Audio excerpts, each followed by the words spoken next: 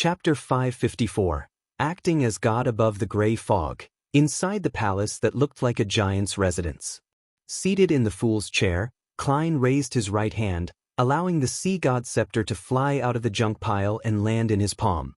He originally planned on placing this sealed artifact, that was on the level of a grade 1 sealed artifact, beside his chair.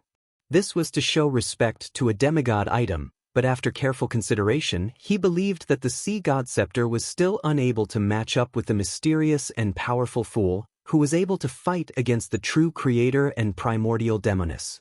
Only a card of blasphemy was barely qualified to match his status. Therefore, he threw the sea god scepter into the junk pile. Looking at the blue dots surrounding the white bone staff, Klein willed them to split into preliminary categories. Just as he had expected, those blue dots of light automatically split according to his will. Those that merely praised sea god and were prayers with no clear reason sank to the bottom and then rapidly disappeared. Those regarding confessions and pleas floated upward and came closer to Klein's palm. Following his spiritual intuition, he tapped one of the latter. All of a sudden, he saw tall, surging waves and heard the violent whistling of a gust of wind. A fishing boat was bobbing up and down in the undulating deep blue sea, as though it was ready to capsize at any moment. Above the fishing boat, the natives were either hugging the mast or pulling on ropes, making their last-ditch efforts to survive. Many of them were panicking as they chanted the honorific name of Sea God. Noticing that this was an ongoing prayer, Klein lifted the milky white scepter. At the tip of the scepter, the blue-colored gems emitted a halo of light one after another before they connected into one and shone onto the scene. The fishermen were gradually losing all hope when all of a sudden, they felt the ship which had been thrown into the air stabilize. They looked around in amazement and saw that the mountain-like waves had calmed down at some point, and the raging winds were slowly calming down, turning as mild as Zarhar beer. The overbearing dark clouds in the sky dissipated, and a storm was forcefully pushed back by a mysterious force before it could fully assume its full form. The fishermen quickly recovered from their dazed states and understood what had happened. Sea God has protected everyone. Sea God has shown his majesty. Plop, plop, plop. All of them prostrated themselves on the deck, spread their hands, and placed them to their mouths, reciting the honorific name of Sea God in an irregular fashion. Thank you, praise you. Adorer of the sea and spirit world, guardian of the Rörsted archipelago, ruler of the undersea creatures, master of tsunamis and storms, the great Calvetua. Above the gray fog, Klein felt a little depressed. I was the one who saved you, so why are you thanking Calvetua? That sea serpent will only deliberately create hurricanes, set off waves, and intimidate you so that you would piously believe in it. Klein fell silent for 2 seconds, then he suddenly burst out laughing. Calvetua is already dead, and the current Calvetua is another one of my identities. Why should I be in a bad mood when people are thanking my other identity? This is something a faceless has to take note of when acting for real? To fully immerse oneself in the role, treating all emotions one receives as their own, but also never forgetting who they really are. This is difficult to accomplish. Failure to pay attention to it can result in an abnormal state of mind. And once a beyonder state of mind becomes abnormal, they won't be far from losing control. After thinking for a while, Klein let out a sigh and chuckled to himself. Acting the role of Sea God has been quite rewarding after all. Although such acting doesn't provide feedback due to the gray fog screening and isolation, nor does it facilitate the digestion of the faceless potion, it can provide me with experience and lessons, helping me figure out a safer and more effective way of acting. Wrapping up his thoughts, Klein spread his spirituality to another point of light. This time, the plea came from under a bridge. A woman with tattered clothes and a festering body was leaning against a corner, mumbling the honorific name of Sea God as she made her final confession. Through her descriptions, Klein seemed to have witnessed her short life. She was a native woman whose parents believed in Sea God. As a result, she inherited the faith of Sea God. In the first decade or so, her father worked as a miner, repairing roads and laying the rails, while her mother focused on temporary jobs, sewing, doing laundry, helping out at the docks, and occasionally working as a street girl. Only then did the family barely survive. An abrupt change occurred 2 years ago. Her father had died during a road repair accident, and the Rørsted Railroad Company had offered only a pittance of compensation. This pushed the family onto a path of no return. Subsequently, the girl was sold to the Red Theater by her mother and became a legal prostitute. Although Emperor Roselle had long invented the condom, many pirates and adventurers were unwilling to use one in their desire for momentary pleasure. And since the Red Theater didn't enforce the use of condoms, the girl's resistance was ineffective. All she could do was submit, eventually getting infected with some disease. The manager of the Red Theater had tried to provide her some simple treatment, but seeing that she wasn't getting any better, she was chased out because the cost of the follow-up treatment was obviously much higher than the cost of buying another girl. Not only was the ill girl unable to find a new job, but she didn't even have the money to rent a house. Her mother and younger siblings had long since disappeared, perhaps already dead or abducted to become slaves. The girl became a tramp and lived under the bridge. She managed to survive for some time thanks to the food and free medicine provided by charity organizations. But it was ultimately a short period of time. Her illness got worse and worse, and her body became weaker and weaker. Very quickly, she reached the end of her life. At that moment, she recalled the days when she was the most well-fed and dressed. She recalled the words that the pirates and adventurers would occasionally say. She whispered and prayed to see God. "I want to live like a human being." Klein once again raised his staff, but he found that this sealed artifact didn't possess the ability to cure diseases. He thought of purchasing some medicine from Emlyn White via the world, but he found that the prayer scene happened at noon. The girl had already passed away under the bridge, in mud and dirt, her body filled with agony and intense hunger. Klein was silent for a moment, then he raised the angle of the prayer screen to reveal the location of the bridge. After memorizing the characteristics of the nearby streets and the surrounding area, Klein leaned back in his chair, sighed, and said with an insincere smile, "What a humble wish. There isn't much of an opportunity to act. I'll try my best to bury you like a human being." He retracted his attention and scanned the other points of light, searching for someone he could act as, but he found nothing. During this process, Klein noticed that Kalat, Edmonton, and the other members of the resistance were carrying out a ritual. They had placed a batch of items on the altar, and they prayed for Sea God to imbue them with power. So that's how they receive the beyonder items they use for trade. To be at the level of a demigod is truly different. Moreover, they're used to not receiving any immediate replies. It's as if they plan to leave the items on the altar the entire night. Apparently, that sea serpent, Calvetua, didn't respond immediately either. It depends on its mood or whether it was asleep or not. Otherwise, it could only respond instinctively, unable to produce any beyonder items in batches. Klein picked up the sea god scepter, making the blue gems shine again. Boundless spirituality magically merged together, gushing into the prayer scene with transcendent vibes and randomly fusing with various items. Some of them are electric shock charms, some that allow people to swim in the sea like fish, some that allow a gale to blow. Within 3 months, their spirituality would gradually decline to nothingness. Klein half closed his eyes, feeling the changes in the items. Although he had only responded twice, he was already rather exhausted despite mainly relying on the power of the sea god scepter.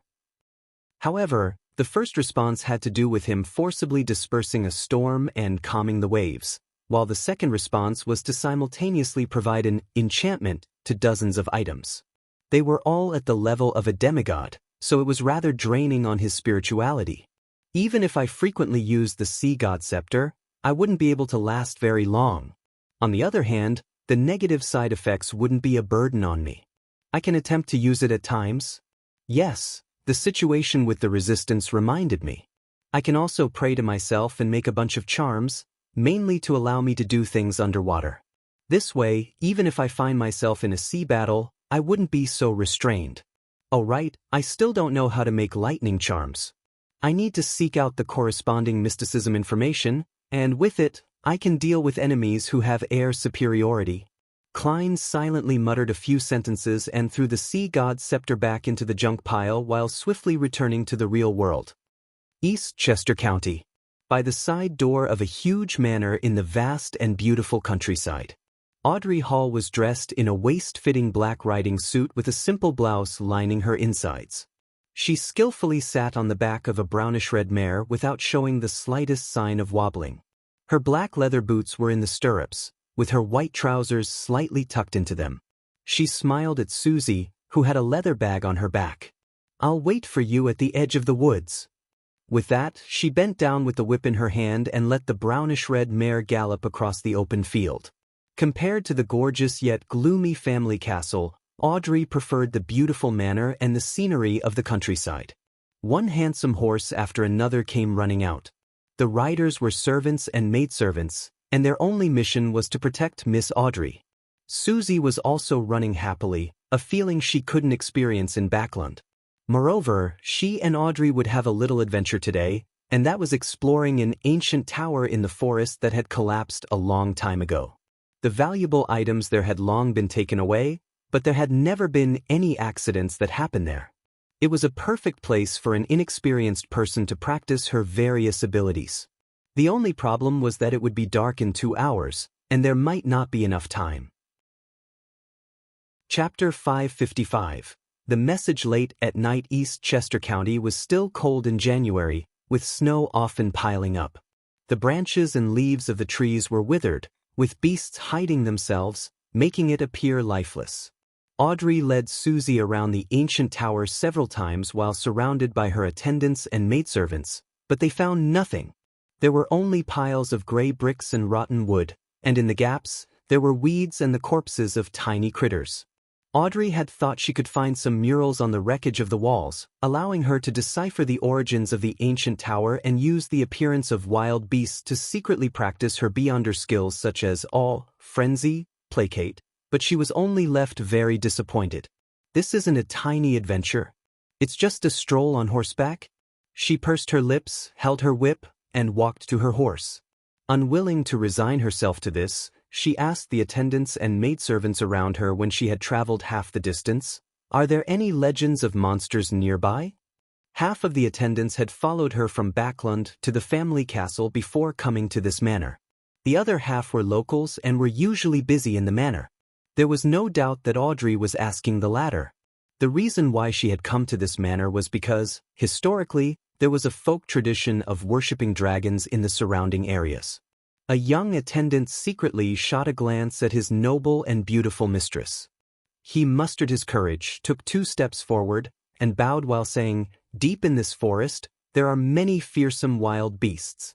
Every year, hunters die there, but no one has ever encountered a monster before. It's just like the situation described in an old folk song that goes around this place." He recounted the folk song, and the general meaning was, "Monsters are in your dreams, dragons are in your dreams. The great imagined palace, floating in the air, is also in your dreams. There is the place where you will have everything all the way until you wake up. Curious children, brave adventurers, go and find the dragon in your dreams." The attendant deliberately left out the last line, because he might be misunderstood as being sarcastic to Miss Audrey. A dragon in a dream. The great palace that is imagined and floating in the air is also in a dream. Audrey carefully pondered for a few seconds before she suddenly felt that this ancient folk song wasn't completely meaningless. According to the information about dragons that she'd bought from Little Sun, the dragon of imagination, Ankwelt, had actually imagined a floating city with massive temple pillars supporting a towering palace complex. The name of the city was Liveseed, meaning the city of miracles. In dreams, the spectator pathway comes under the mind dragons, involving the conscious, subconscious, the sea of collective subconscious, and the sky of spirituality. No matter how you look at it, it certainly involves the dream domain. Perhaps this ancient folk song really is pointing to something. Could Liveseed really exist in the sea of collective subconscious, in dreams? But a dream is purely in the mind. Many thoughts flashed through Audrey's mind. Even when she returned to the manor, she was still unable to come up with a clear train of thought. Entering the room, she glanced at Susie, suddenly having the urge to show off. Susie doesn't know anything about dragons, so she definitely wouldn't be able to detect the peculiarities of this folk song. "No, don't be arrogant, that's too superficial. And it's easy for Susie to discover that I'm hiding something. Audrey walked a few steps back and forth with her back straight, and she asked in a seemingly casual manner, "Susie, what do you think that folk song is really about? I have a nagging feeling that it's not as simple as it seems." Susie opened her mouth, momentarily at a loss for words because she didn't know anything about poetry. She gave it some serious thought and said, "Audrey, I'm only a dog. In a forest in Blue Mountain Island." Because of his agitation and excitement, Colot didn't sleep at all. Sitting on the wheelchair, he inspected his surroundings, as if he had found a reason to live apart from revenge. After making a full circle, he returned to the altar to pray once again. He remembered the contents of the 10 Commandments very clearly. He knew that he couldn't use God's name in vain, so he planned to use the relatively vague God as a replacement during his prayers. When he approached the altar, his gaze suddenly turned into a stare because the items placed on it all had an unusual aura. For example, a dagger didn't reflect any crimson moonlight but released silver lightning. A leaf had become increasingly greener, making him feel that it was easier to breathe from a mere glance. God has bestowed his grace. This thought suddenly flashed in Colot's mind. Up to this point, he no longer had any doubts regarding the transformation of God. The sacrilegious thoughts hidden deep within him were completely dispelled. The revelation from God that previously said that he will walk the land again was an implication that he is reconstructing his image. This layer of meaning goes very deep, and we actually failed to interpret it before. Colot slowly took in a deep breath and propped himself up with his hands before solemnly prostrating himself before the great sea god. Soon, he returned to his wheelchair and headed for the residence of the high priest, Edmonton, and the others. He couldn't wait to tell his companions about what had just happened, to share with them the grace of God. At 11:15 in the evening, Klein sat in his chair and watched with a blank expression as Danitz held the soul fall ritual, memorizing all the details while he did it. It still requires help from the spirit world. He made a preliminary judgment. If it's a spirit world creature, one can locate them as long as there's no mistake in the description. Just using a language with a certain amount of power can allow direct summoning or allow them to make their spirit descend. It has nothing to do with distance or range. To a certain extent, deities have this trait as well, but sometimes it's possible to get a response from them even if the prayer is in an ordinary language. Of course, that is only if they have become believers and have caught the notice of the deity. At the level of demigods, they seem to have blended with the spirit world to a certain extent. That's why one can point towards them with an accurate description to receive the possibility of a response. But there will be a distance limitation. Once it's beyond a range, they wouldn't be able to receive this signal. Sea god Calvetua is an example. Vice Admiral Iceberg is considered a powerful mid-sequence beyonder. To achieve something like this, relying on herself isn't sufficient. She needs to use the aid of a corresponding deity and use a precise and unambiguous description. Furthermore, there are restrictions on distance and range. The moment Klein finished organizing his thoughts, the various items on the altar began to float up, with the exception of the 3 candles. Danitz shuddered uncontrollably, his expression turning cold. Very soon he let out the female voice of Vice Admiral Iceberg. "Good evening." Her tone seems to contain the anger of being woken up. Klein felt that Danitz's entire person had turned feminine. He hesitated for a moment and said, "I have a way to find Admiral of Blood." "What?" Edwina Edwards, whose spirit had possessed Danitz, already had her tone return to normal, one that usually lacked emotion. Klein said simply, "They use the latest wireless telegraphy technology. I received the frequencies and passcodes from White Shark." "Wireless telegraphy? You know such things?" Edwina appeared surprised to learn that Gehrman Sparrow, who was an expert in mysticism, would also have some general knowledge of radio communication technology. Klein politely smiled. "A little." Edwina was silent for 2 seconds, then she asked through Danitz, "Have they discovered that? Are you referring to whether Admiral of Blood and Company have discovered the leak of their frequencies and passcodes?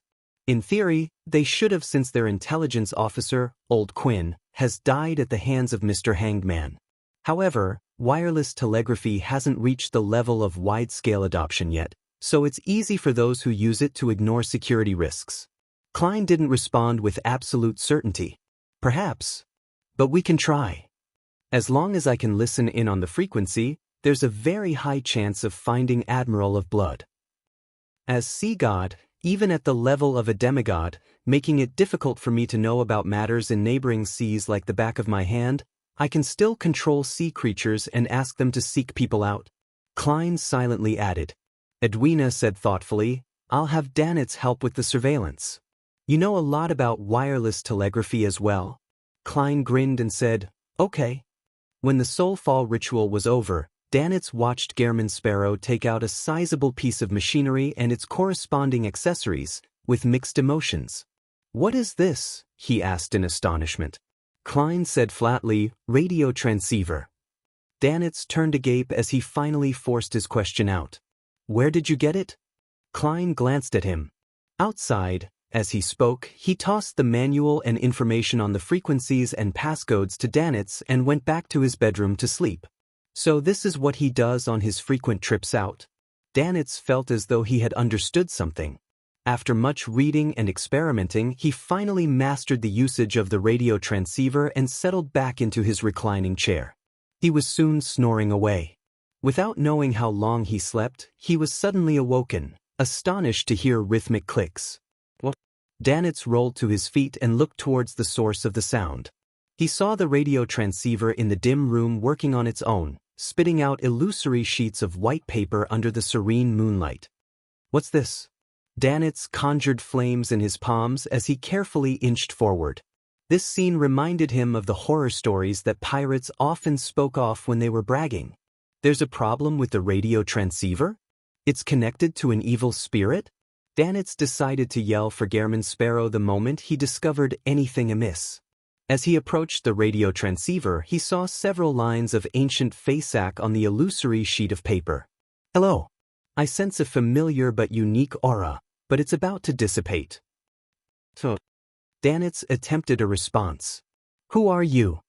The radio transceiver produced its clickety-clack again, spitting out a piece of white paper. My name is Erodes. In exchange, you have to answer one of my questions. Chapter 556, Discriminatory Treatment. A question? This strange radio transceiver is a little interesting. Danitz cleared his throat. You can ask, but I might not answer. Hee, you think I'm the kind of adventurer or archaeologist who ends up killing himself because of curiosity. Danitz thought with both caution and pride. It took a few seconds for the radio transceiver to produce its clickety-clack again. An illusory piece of white paper was spat out with red words on it. Do you have a secret crush on your captain? Don't speak nonsense. Who told you that? Danitz's face instantly reddened. He felt at a loss to have the secret that had been buried deep in his heart for so many years revealed so suddenly. He was embarrassed and ashamed at the same time and subconsciously wanted to deny it.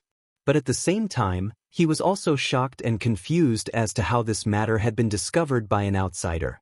He had never told anyone, and he had kept this secret very well hidden.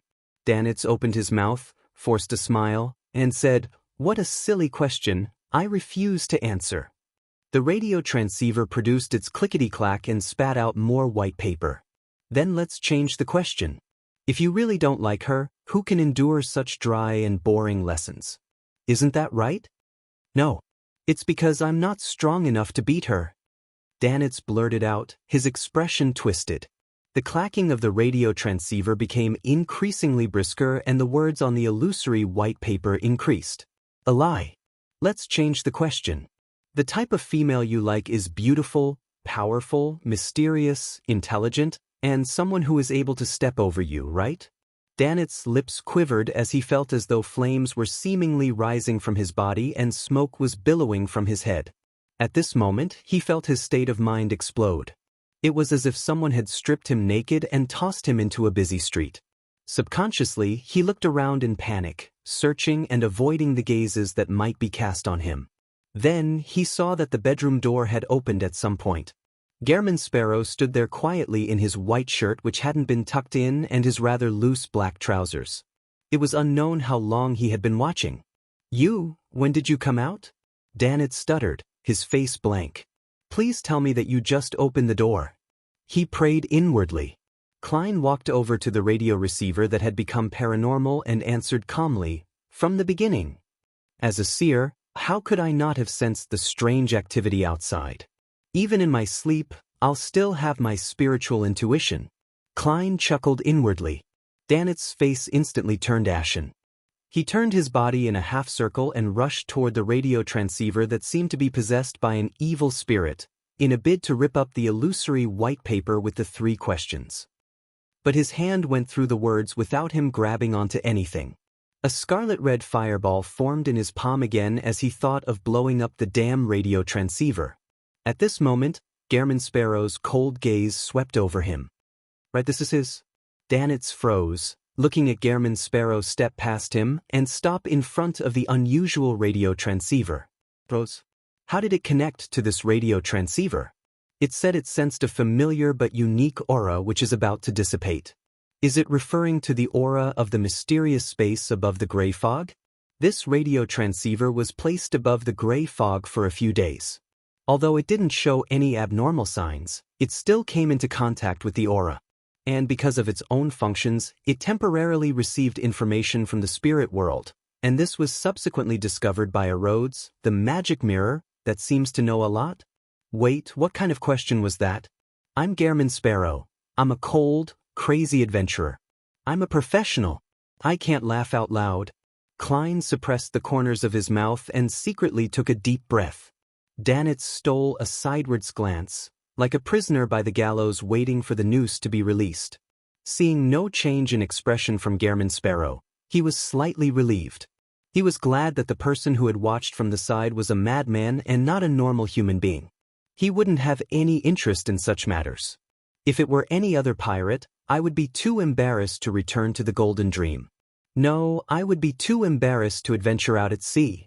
He looked with hatred and fear at the radio transceiver, at the demon who called itself a Rhodes. He heard the clacking again and saw a new piece of white paper spit out from the radio transceiver. There were 2 neat lines in Loanese: "Your loyal and humble servant, a Rhodes, is honored to follow in your footsteps once again, constantly at your service." This isn't the same evil spirit as that Rhodes from before, right? Danitz's face twitched, and he suddenly felt that whatever happened tonight was surreal. Klein, who went through great difficulty to stifle his laughter, keenly caught onto a problem. Rhodes wasn't here in person and had likely used the spirit world and the radio transceiver's special function to send messages remotely. Therefore, when Danitz refused to answer the first question, it was powerless to punish him and could only ask another question. That's interesting. In the future, I'll just need to place the radio transceiver above the gray fog for prolonged periods of time, and I'll be able to make it turn into a unique item that receives spirit world information from ghosts. Unfortunately, by the law of conservation of Beyonder characteristic, even with the augmentation of the gray fog's aura, its extraordinary abilities would dissipate bit by bit, eventually returning to normal.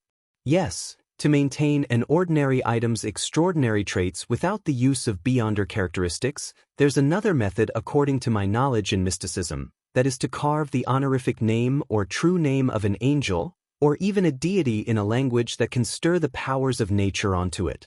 This would be equivalent to borrowing the target's mysticism and power. Of course, the premise is that they agree. I can't do it myself. At least, the piece of paper that I previously used as my bank's passcode in ancient Hermes hasn't undergone any abnormal changes. For real deities, I only know the true name of one, primordial demoness Cheek.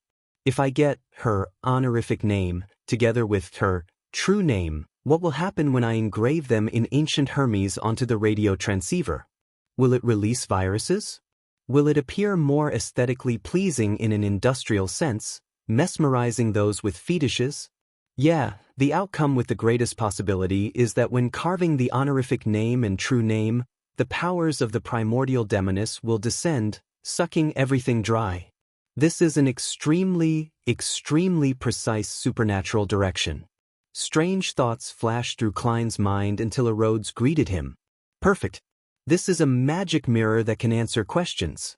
Klein's heart skipped a beat. He turned his head to the side and said to Danitz, "Go out and guard the door." "All right." Without any hesitation, Danitz rushed to the door. He was afraid that the demon named Rhodes would ask him new questions. When Danitz entered the corridor and closed the door behind him, Klein turned to the radio transceiver which was connected to the magic mirror, Rhodes, and said in a low voice, "I have some questions. This is my honor. Can I address you as Master? The great existence above the spirit world?" White paper spat out of the radio transceiver amid clacking sounds. "You're too obsequious and too shameless.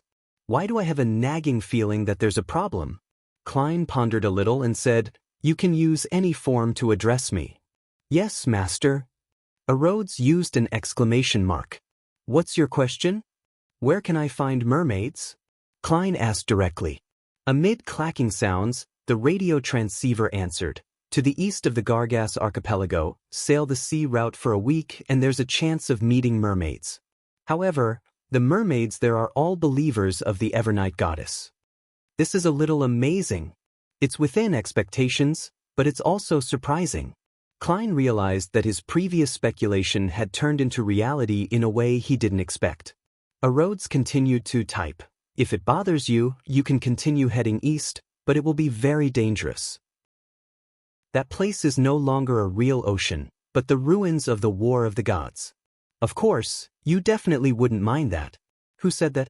"I was still imagining that with the sea god scepter, I would have the chance of entering even the most treacherous of seas. Now, you are telling me it's a sea evolved from the battlefield of gods." "Indeed, there was a war of the gods in ancient times. The time when the creator reclaimed the ancient gods' authorities?" Klein didn't make comment as he watched Rhodes make the radio transceiver produce more words. "In addition, there are weird mermaids in the Church of Evernight's headquarters, in the Cathedral of Serenity, as well as the Sleep Cathedral on Dinos Island.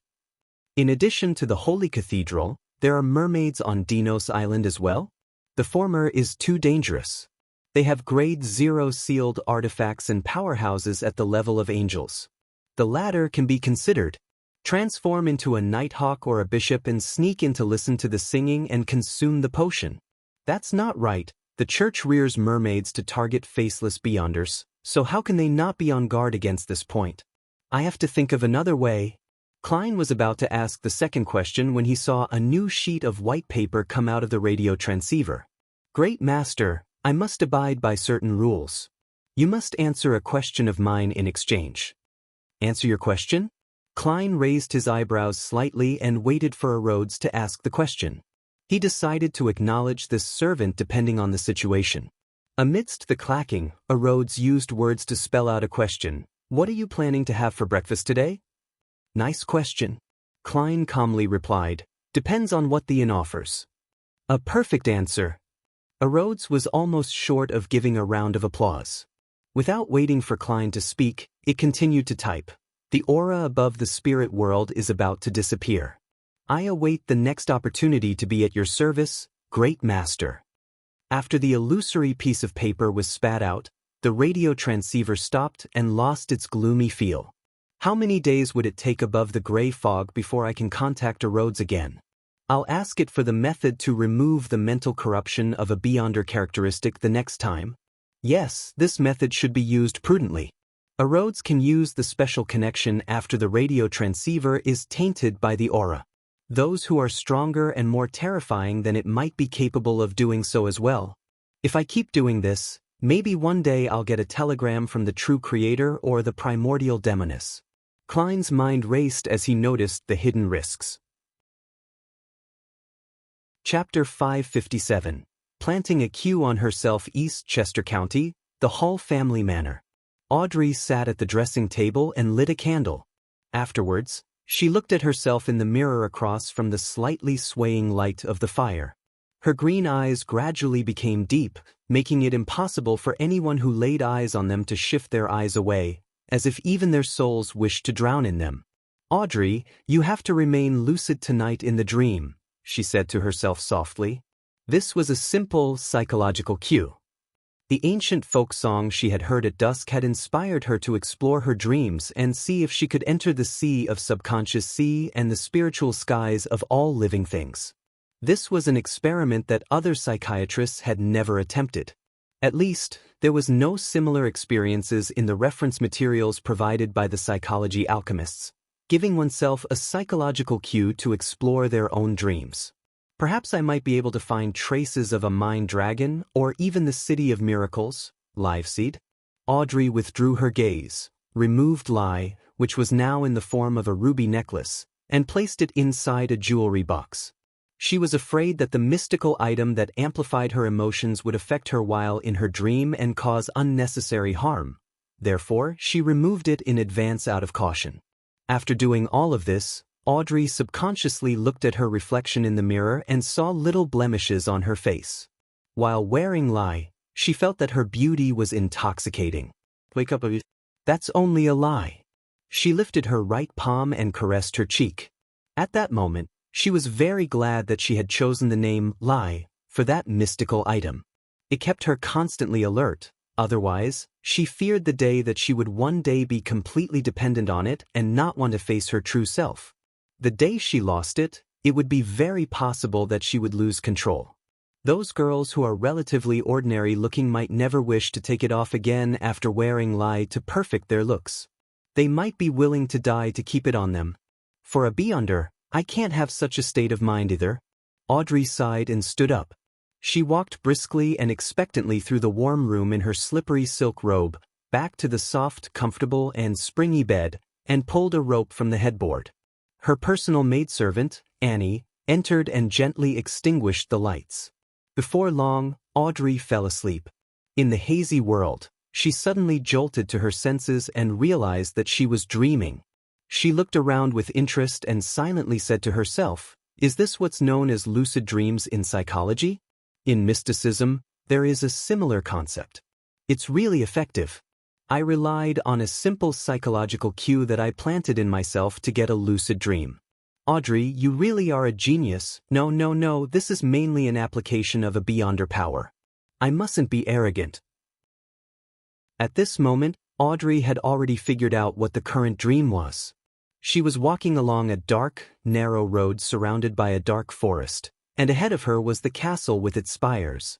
The prolonged howls of the wolves, the slow and frightening gasps, and the shrill and intermittent screams came from every direction, creating a dangerous and depressing atmosphere. I haven't gotten over the fear of Duke Negan's assassination. I'm still afraid that one day, many Beyonders would suddenly attack my father, my mother, and my brothers. Audrey dissected her dreams from the point of view of a psychiatrist. In this strangely real dream, she walked slowly toward the castle that was almost identical to the Hall family's ancestral house. As she walked, a figure suddenly jumped out of the dark forest. It was a gigantic dragon with golden scales all over its body. Its eyes were pale gold with vertical pupils, and its thick tail looked like it could sweep away everything. This dragon's facial features were exactly the same as Audrey's. When paired with its body, it gave off an indescribable feeling of strangeness and horror. Audrey jumped in fright, almost waking up from her dream. Fortunately, having been a spectator before, she was able to stabilize her emotions in time. This made her realize that she had never really forgotten how she had almost lost control back when she consumed the psychiatrist potion. Back then, her self-relief and the improvement in her mood was only superficial. The trauma had already taken root in the depths of her subconscious and would occasionally reflect itself in her dreams. Fortunately, I discovered this today. In the future, I can try to treat this trauma in my subconscious. I'm a psychiatrist. If I continue to ignore this issue, I might lose control due to this fear when advancing to sequence 6. Audrey examined herself carefully. As she walked and stopped, Audrey's dream kept changing in an erratic fashion. It would have been considered quite an unsatisfactory story. Finally, she arrived in front of the castle and saw an arm-length magic staff sweeping through the air, scattering down specks of light that were as resplendent as starlight. The castle that was shrouded in the light instantly became magnificent, and all the gloom disappeared. The melody of a band came out from inside the castle as one wall lamp after another lit up. This was the most beautiful expectation that I had towards Beyonder powers at the very beginning. It really was a little girl's fantasy. The corners of Audrey's mouth curled up, and her mood turned for the better. She didn't stop, but she walked past the castle to the edge of her dream. She didn't care how the scene behind her changed, or how the story unfolded.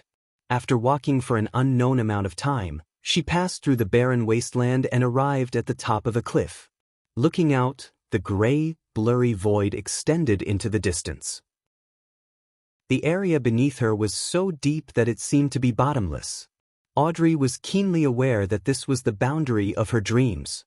Once she left, she had no idea what would happen. And how do I leave? Jump down? Will I fall to my death? Audrey thought awkwardly, not too courageous in taking the risk. After thinking for a few seconds, she slowly came up with an idea. This is a dreamland that originates from the world of my mind. As the mistress of this place, I can use my will to open up a path for myself. With the thought of making the attempt, she tried to conjure what she thought, just like the way she did it above the gray fog. The only difference was that the former needed the help of Mr. Fool, and now she had to rely on herself. Audrey stretched out her right hand, pointing it downwards into the depths of the gray fog. In front of her, the gray fog suddenly surged, revealing layers of stairs that led downwards, without an end in sight. Audrey took a slow breath, lifted her skirt slightly, and stepped onto the first step. Step by step, she continued down the stairs. The surroundings grew increasingly quiet, so quiet that it was almost as if she heard auditory hallucinations. In this place, there was nothing else apart from the gray fog. It was lonely and filled with the unknown. A howling gale blew in from different directions, causing Audrey to sway back and forth. The fear she felt slowly deepened. Before she lost control of her emotions, her green eyes shone with a warm light that seemed to be able to see through the hearts of others. Audrey used her psychoanalysis powers to placate herself. She continued her search. After nearly a minute, a point of light suddenly lit up in the surrounding gray fog. Audrey took a cautious look, only to see that the point of light was of herself, back when she had just consumed a potion and almost became a dragon monster. While on the verge of losing control, emotions such as worry, horror, fear, and nervousness were clearly overflowing from her. This is my subconscious, so this is my trauma? Audrey vaguely understood where she was after she left her dreamland. She was in no hurry to resolve this trauma as she continued to walk down, step by step, filled with anticipation. According to the theories of the psychology alchemists, the subconscious was at the bottom of her destination, the sea of collective subconscious for all living creatures. During her exploration, Audrey once again saw herself listening to her parents' storytelling when she was young. She saw herself, someone who valued her image but wasn't actually very elegant deep down. She saw herself participating in the tarot club, only that all the specks of light regarding the latter were tightly wrapped in a gray fog. These are things in my subconscious. They influence my character and behavior? Audrey instinctively analyzed what she saw with her knowledge of psychology. Amidst the coruscating points of light, there were several times where she was pushed to the verge of an emotional breakdown due to the lonely, aimless exploration, but she had used her Beyonder powers to placate herself in time. Just as she was about to lose all sense of the passage of time, she saw the last step. In front of the steps was a solid, blurry, gray ground. Above it, there were streams of light and shadows. They were dense and overlapping, like an illusory sea. The sea of collective subconscious. Audrey took a few steps forward and raised her head to look up. To her surprise, the gray fog no longer blocked her vision as the clear high skies appeared. There were countless indescribable silhouettes, 7 of which were of different colors. They were lustrous brilliances that seemed to possess immense knowledge. Audrey pursed her lips and happily said to herself, "The sky of spirituality." Then she cautiously moved forward, forging the adventure that she could call her own. Those figures of light that formed the sea would flash past her from time to time.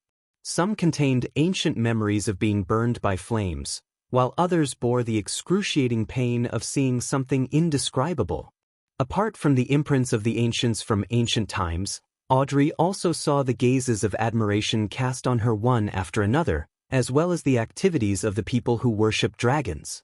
As she walked, she noticed a grayish-white mountain on the far left. It extended upwards until it emerged from the sea of light and shadows. The top of the mountain was shrouded in a dense fog, making the entire place seem hazy. Is that someone else's consciousness? The sea is the subconscious, and beyond the surface of the sea is the ordinary consciousness? Yes, he's dreaming. Audrey suddenly thought of a possible application of a psychiatrist. It was to move closer and climb up, directly affecting the other party's subconscious thoughts, allowing them to naturally act according to her bidding. But it should be very difficult and very dangerous. Audrey looked away, not daring to make the attempt.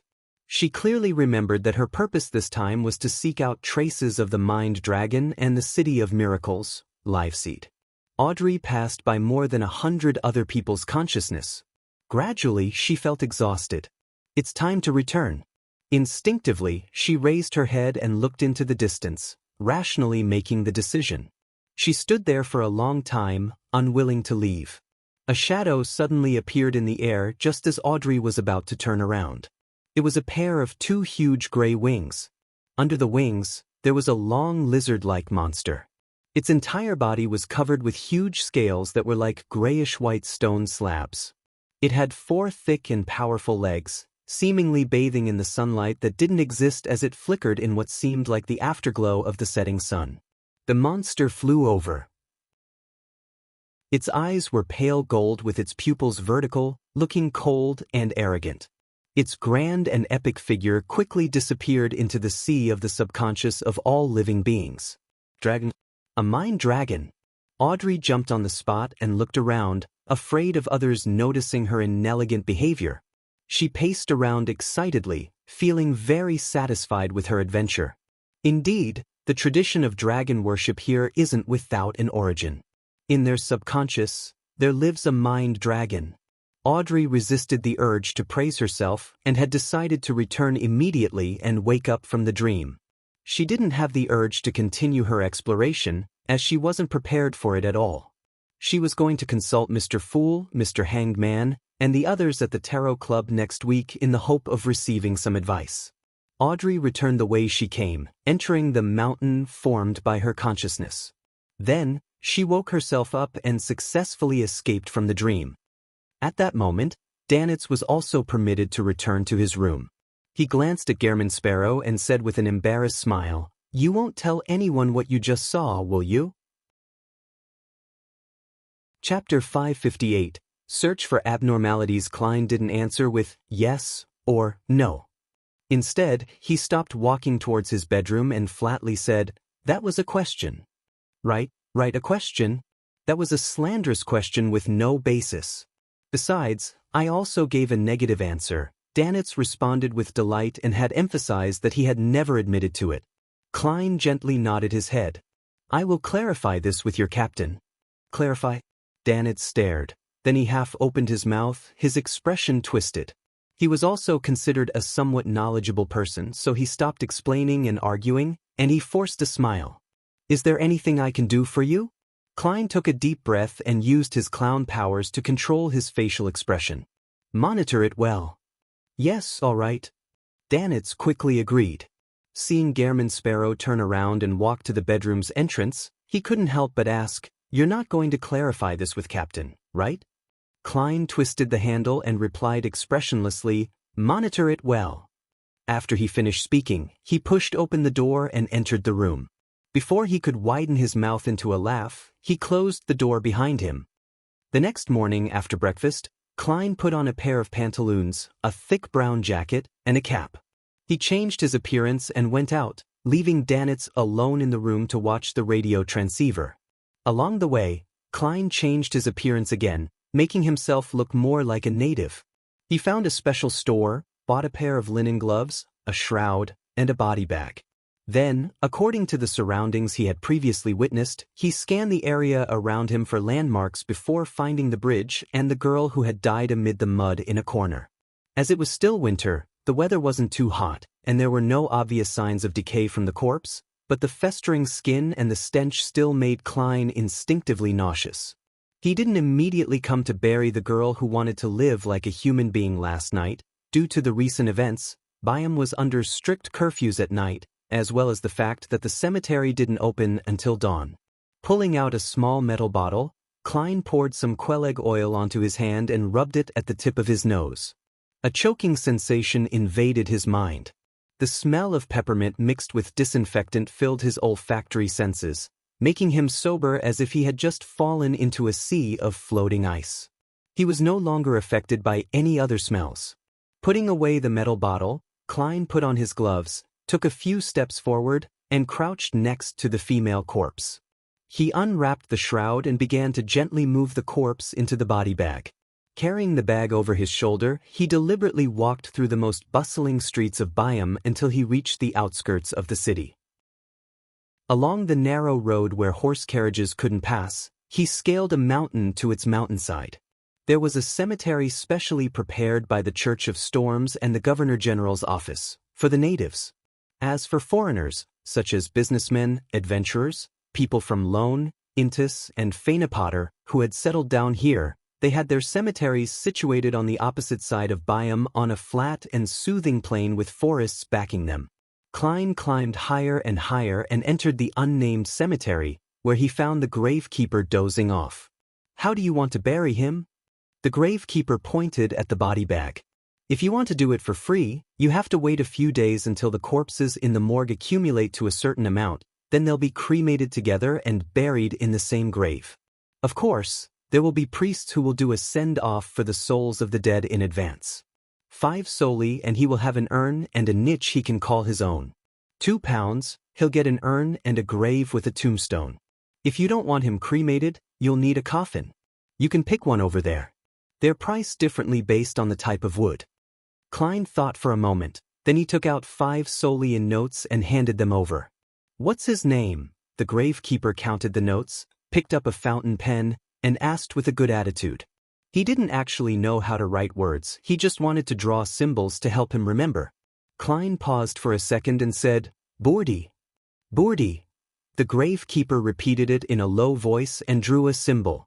Without looking up, he continued, "She can have an epitaph on the niche." Boordy was a typical female name in the Rorstad archipelago, therefore, the gravekeeper no longer mistook her gender. Klein remained silent for a few seconds, then he said in a low voice, "She is a human being." "She is a human being? What a strange epitaph," the gravekeeper muttered. "Do you have a picture?" "I know you don't." Before he could finish his words, he saw the other party hand over a photo.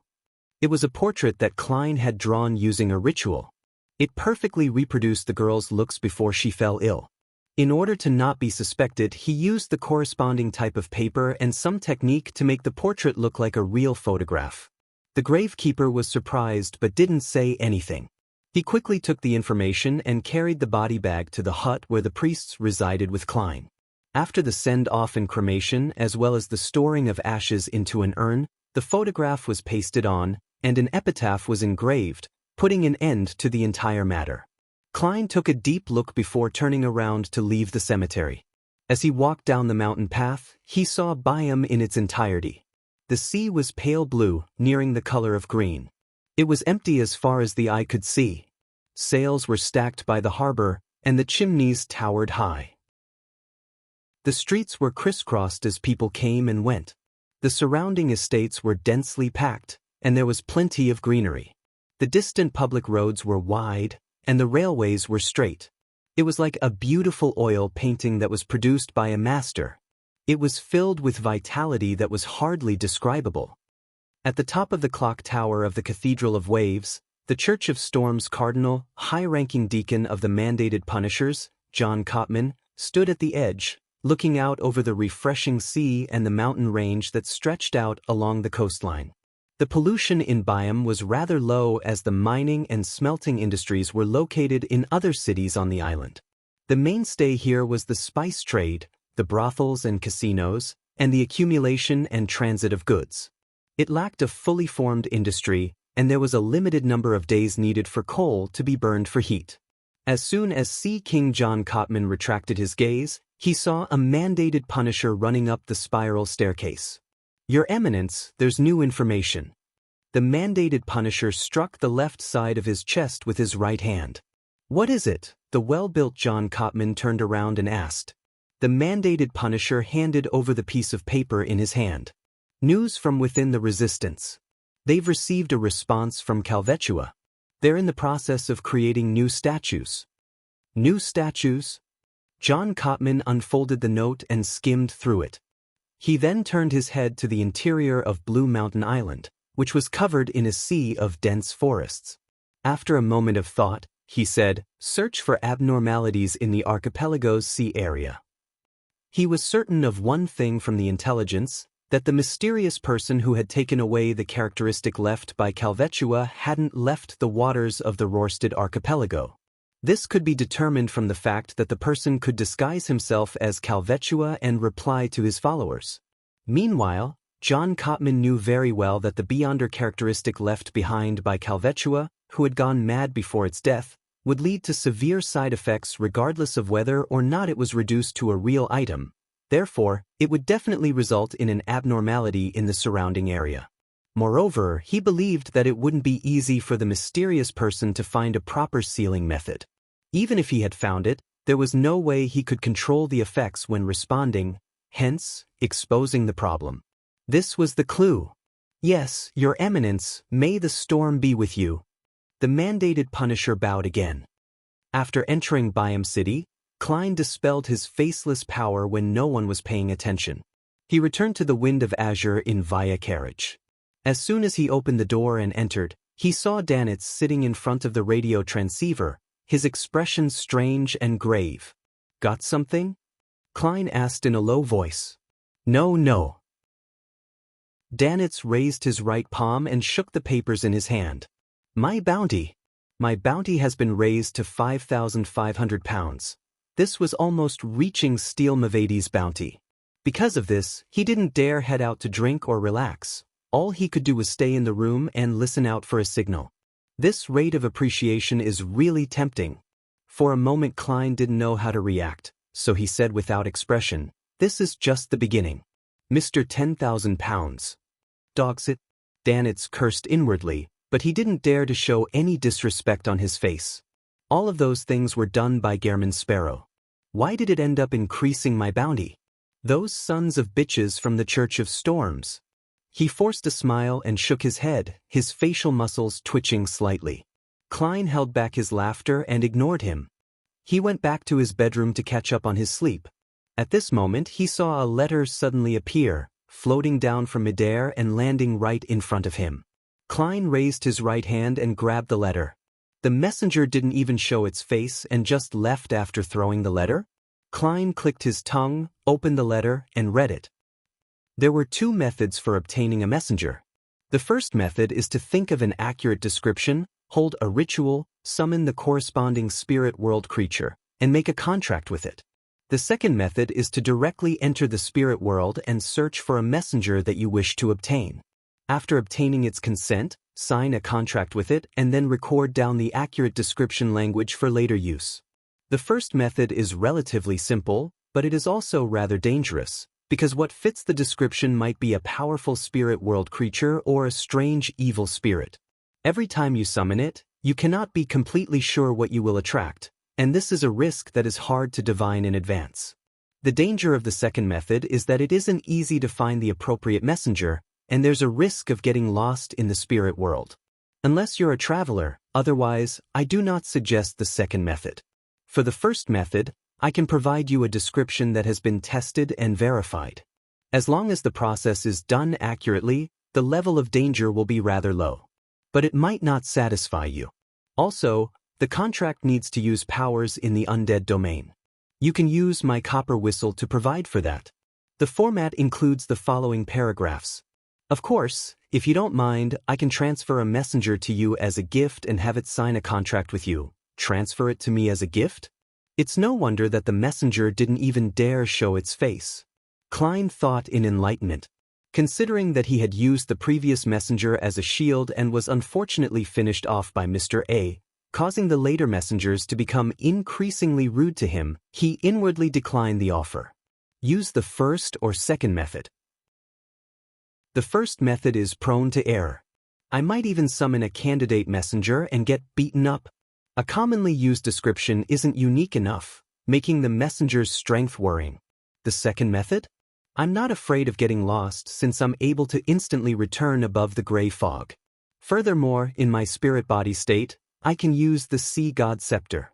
The spirit world creatures aren't afraid of having their blood drained either. Yes, I have to do it outside the archipelago, otherwise I'll be affected by the prayers. Klein quickly came to a decision. Chapter 559. Meeting on the way. With that idea in mind, Klein immediately began making preparations. It was to explore the spirit world and select a suitable target to become a messenger. After he left the Rorstad archipelago and its surrounding sea, he could bring the sea god scepter along with him to reason with the target and convince them to become his messenger. Once I find myself lost or in a dangerous situation, I would immediately halt the summoning and return above the gray fog. There's basically no risk. Klein thought for a few seconds, then he locked the door and began the ritual of summoning himself. At the end of the ritual, he quickly arrived above the gray fog, but he was in no hurry to respond to himself. Instead, he sat down and let the sea god scepter fly out from the junk pile and land on his palm. He intended to scan the prayers of the believers as per routine for anything to respond to. During this process, Klein discovered that some of the prayers were actually quite interesting, because humans could deceive friends and relatives, but it was difficult to keep their truest thoughts when confessing or praying to the gods. At most, they would modify the truth to make them look less bad. A mixed blood, who had clearly changed his faith to the Lord of Storms, had already reached the middle ranks of the Biome Police Department. But in his confession, he tried hard to portray his behavior as a plan of burdening himself to carry out a mission. For the sake of a brighter future for his kinsman, he could only confess to God in misery, hoping that He would protect him, so that he could climb up the ranks in the police system as a believer of the Lord of Storms. Although his words sounded flawless, the fluctuations in his thoughts and emotions during his confession were clearly displayed in the prayer scene. It was something that couldn't be hidden. Trying to deceive God while you are deceiving yourself. If it were a gigantic sea serpent like Calvetua who lacked intelligence, it might have believed you. Should I give him a lightning bolt or 10 wind blades? Yes, it's pretty impressive to have a mixed blood rise up to the ranks of senior inspector. I'll keep him. There are benefits to having a snitch. Klein raised his sea god staff, making one of the blue gems glow. The light poured into the scene and imperceptibly seeped into the senior inspector named Belaya. This wasn't a curse, nor was it a cue. It was a mark of divinity that almost no one could discover. Simply put, it's a unilateral way for me to keep tabs on you. Klein silently added inwardly. He continued browsing and saw a young believer with slightly curly bronze hair praying for a man named Zhang Ma to be caught in a storm and buried at sea. He claimed that Zhang Ma wasn't pious enough, but the truth was that, as a competing fisherman, Zhang Ma was always able to harvest more fish than he did. What kind of nonsense prayers are these? The human heart sure is hard to fathom. Klein frowned and mumbled to himself. Then he had a vague idea. For a faceless to engage in real acting, it not only requires a flawless performance in terms of external appearances and habitual actions, but it also needs to maintain the core personality. Not many changes are allowed. As for personality, every person is different, so there must be a difference to a certain degree. By browsing the prayers of my believers, it's equivalent to me realizing different kinds of personalities and mental states without going through the trouble. When talking about the many masks we wear, it's not only about looks. This will be rather important for my subsequent acting as a faceless. It can save me time from figuring things out through accumulated experiences. Klein increasingly felt that acting as sea god was very beneficial towards him.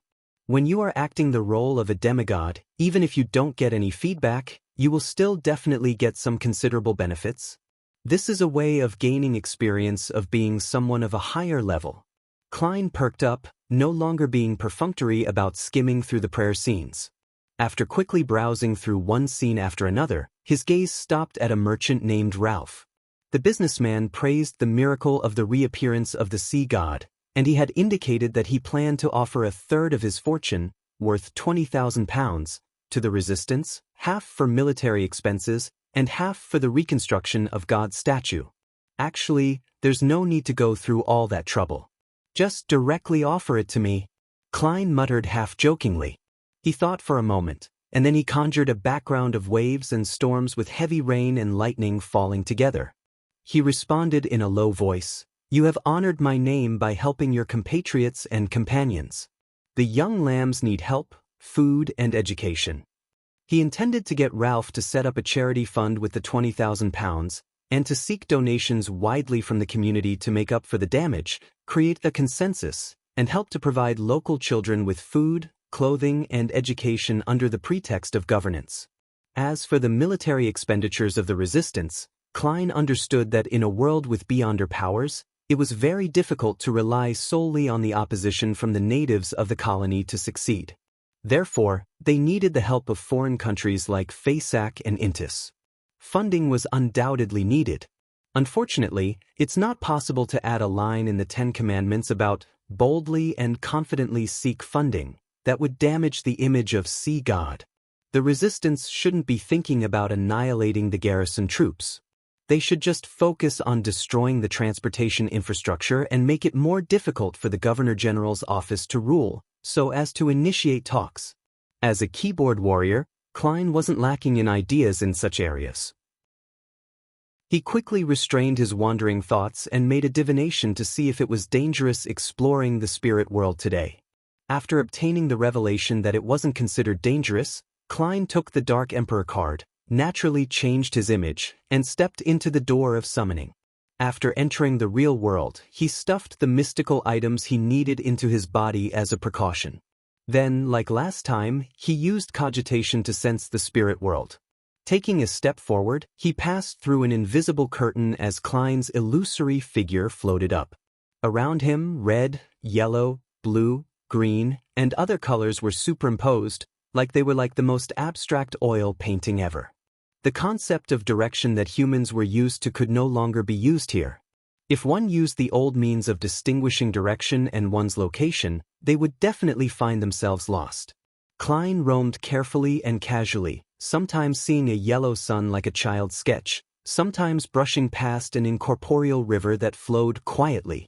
There was also a flat woman with her upper body naked and a face resembling a smiling moon, a canoe with its end upturned, a tangled ball of thread, and a serpentine staircase leading to the 7 pure lights.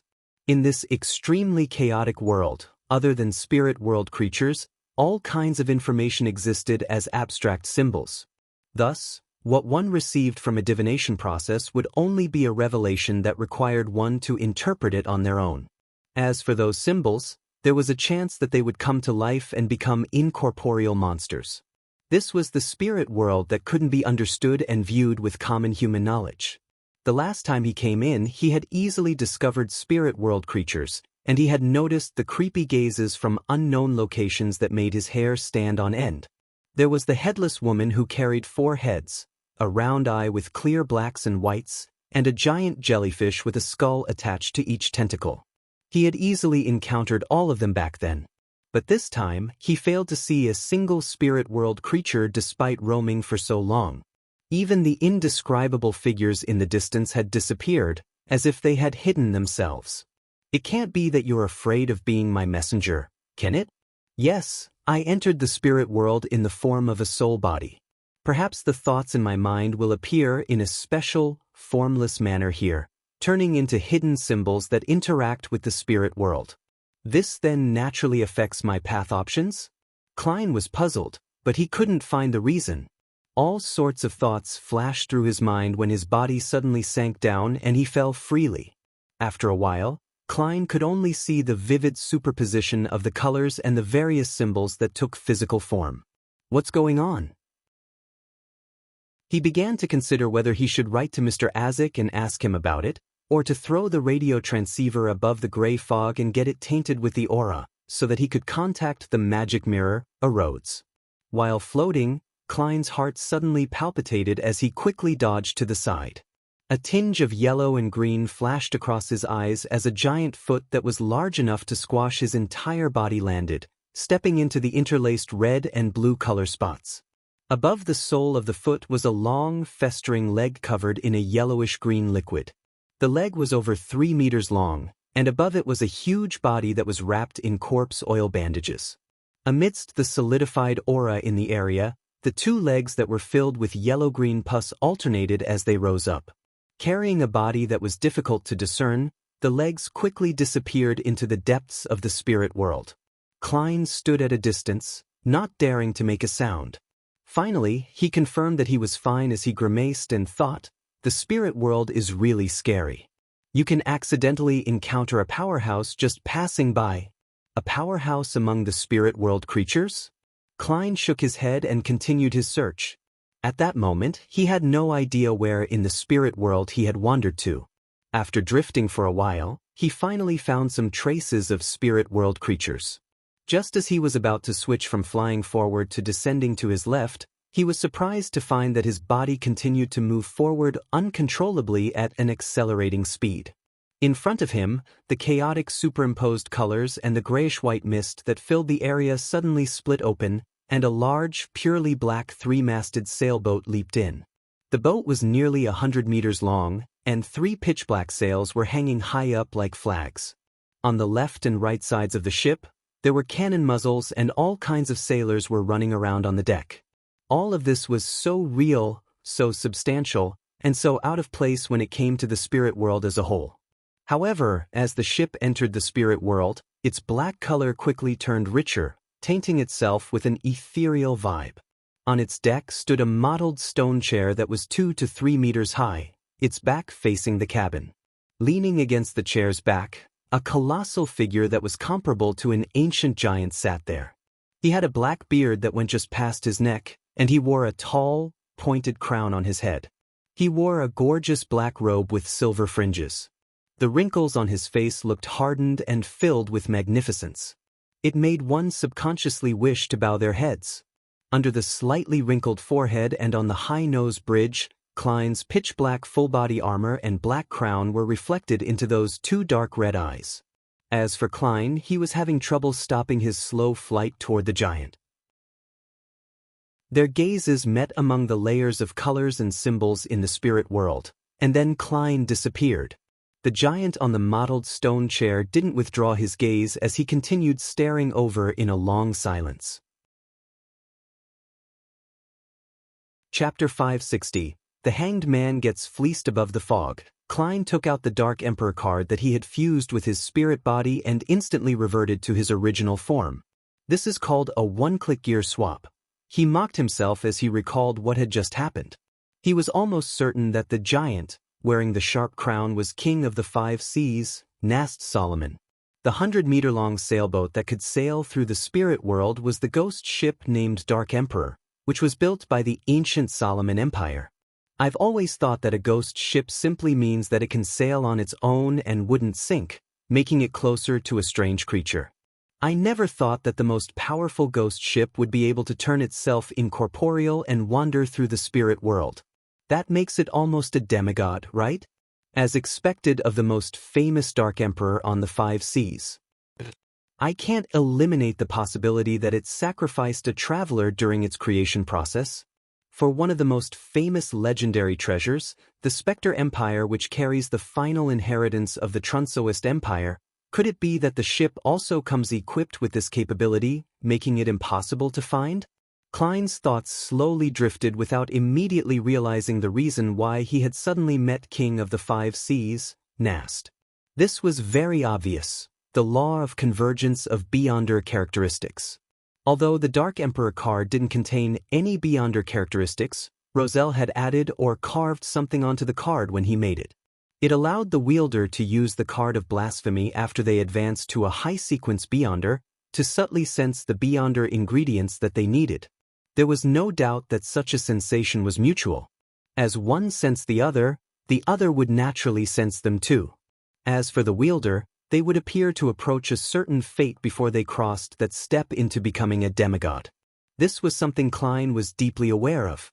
He ultimately suspected that the existence of the gray fog had brought together certain beyonders or supernatural events to him.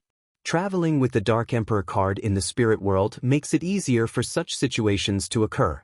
This is because the real world needs to abide by many rules. Even the fate from drawing lots needs to abide by logic, developing bit by bit. It doesn't make sense for me to use the Dark Emperor card in Backland, and for the King of the Five Seas, Nast, to immediately appear in front of me with the ghost ship. Even if he sensed the attraction force, he would have to go through the process of locating me, and through the process of traveling through the spirit world, take hours or even days to arrive. If he didn't sense it, he would only naturally think of sailing towards the Sonia Sea and head closer to the borders of the Lone Kingdom. In that case, it might take months before we bump into each other. By being in the spirit world, things are simple. There is no concept of distance or direction in there. Locations and distances are all extremely chaotic.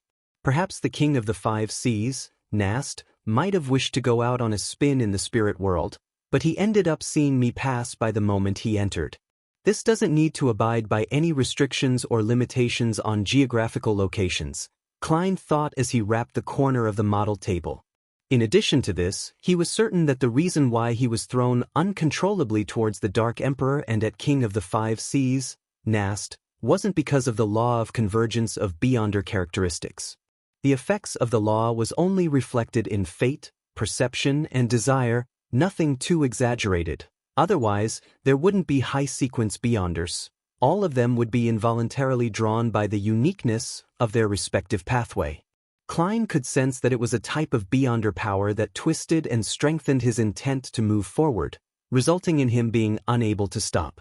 This is a very simple analysis. Even if I had thrown out the Dark Emperor card at the time, I wouldn't have been able to stop. This is a lawyer, which is a beyonder power wielded by the Dark Emperor pathway. Klein leaned back in his chair and decided not to use the Dark Emperor card anytime soon. This meant that he was unable to roam the spirit world in search of a messenger. If he hadn't brought the Dark Emperor card and had used his main body with the Sea God Scepter, he would appear in the spirit world, which was filled with all kinds of revelations and information. He would inevitably leave many clues and could be divined about at any time. In terms of anti-divination and anti-prophecy, Azek's copper whistle couldn't be compared to the Dark Emperor card. If I were to really do that, I might meet 10 people who know that I obtained the Sea God Scepter when buying a beer at the bar. Of course, it was taken by Klein Moretti, so what has that got to do with me, Gehrman Sparrow? Klein shook his head in a self-deprecating manner and decided to use the ritual method to get a messenger to respond. He could find something more suitable later on. After he covered the Dark Emperor card, his figure disappeared from the mysterious space above the gray fog. Early morning by him. Alger prepared to take a carriage out of the city and take a detour to a private harbor behind the cliff. That was where his Blue Avenger was docked and waiting to set sail. As a disguised pirate captain, he couldn't dock so openly at the main port of the City of Generosity. That would be sufficient proof that he had close ties with the authorities. It was the same with the other pirates who had to consider their berth in advance before coming to Byam to sell their loot or gain enjoyment. They either went to a small port in the surrounding waters, or to a private port controlled by someone with a deep background or by the resistance. Finally, there are no more missions. I can go out to sea again. I need to first obtain a mystical item that can increase my strength and also square my accounts. After that, I'll head to the primitive island and hunt for the blue shadow falcon, allowing me to advance to sequence 6 as quickly as possible. Alger was about to walk towards a rental carriage when he unexpectedly saw a familiar figure. The former pirate merchant, Ralph, walked out of the carriage with a ruddy face and looked towards the Governor General's office that wasn't far away. He seemed to be abnormally excited. What happened to him? After a moment of puzzlement, Alger took the initiative to go over and greet him. From his point of view, Ralph was, in a sense, also one of his comrades. They were all subordinates of Mr. Fool. However, one is a core member, while the other just remains on the periphery. Alger calmly confirmed their identities and positions. What happened to deserve such joy? Alger asked after chatting about the weather. Ralph laughed out loud and narrowed his eyes, saying, If I were to say that I received the blessings of God, would you believe me? Alger answered in his mind without hesitation. Suppressing his curiosity, he asked, "What are you doing here?" Ralph was about to answer when his eyes suddenly lit up. He looked around, and after confirming that there was no one around him, he said in a deep voice, "Didn't you say that you also believe in God?" In order to befriend him, Alger had lied, saying that his faith lay with sea god, Calvetua. In any case, this was common among pirates, so it wouldn't arouse suspicion.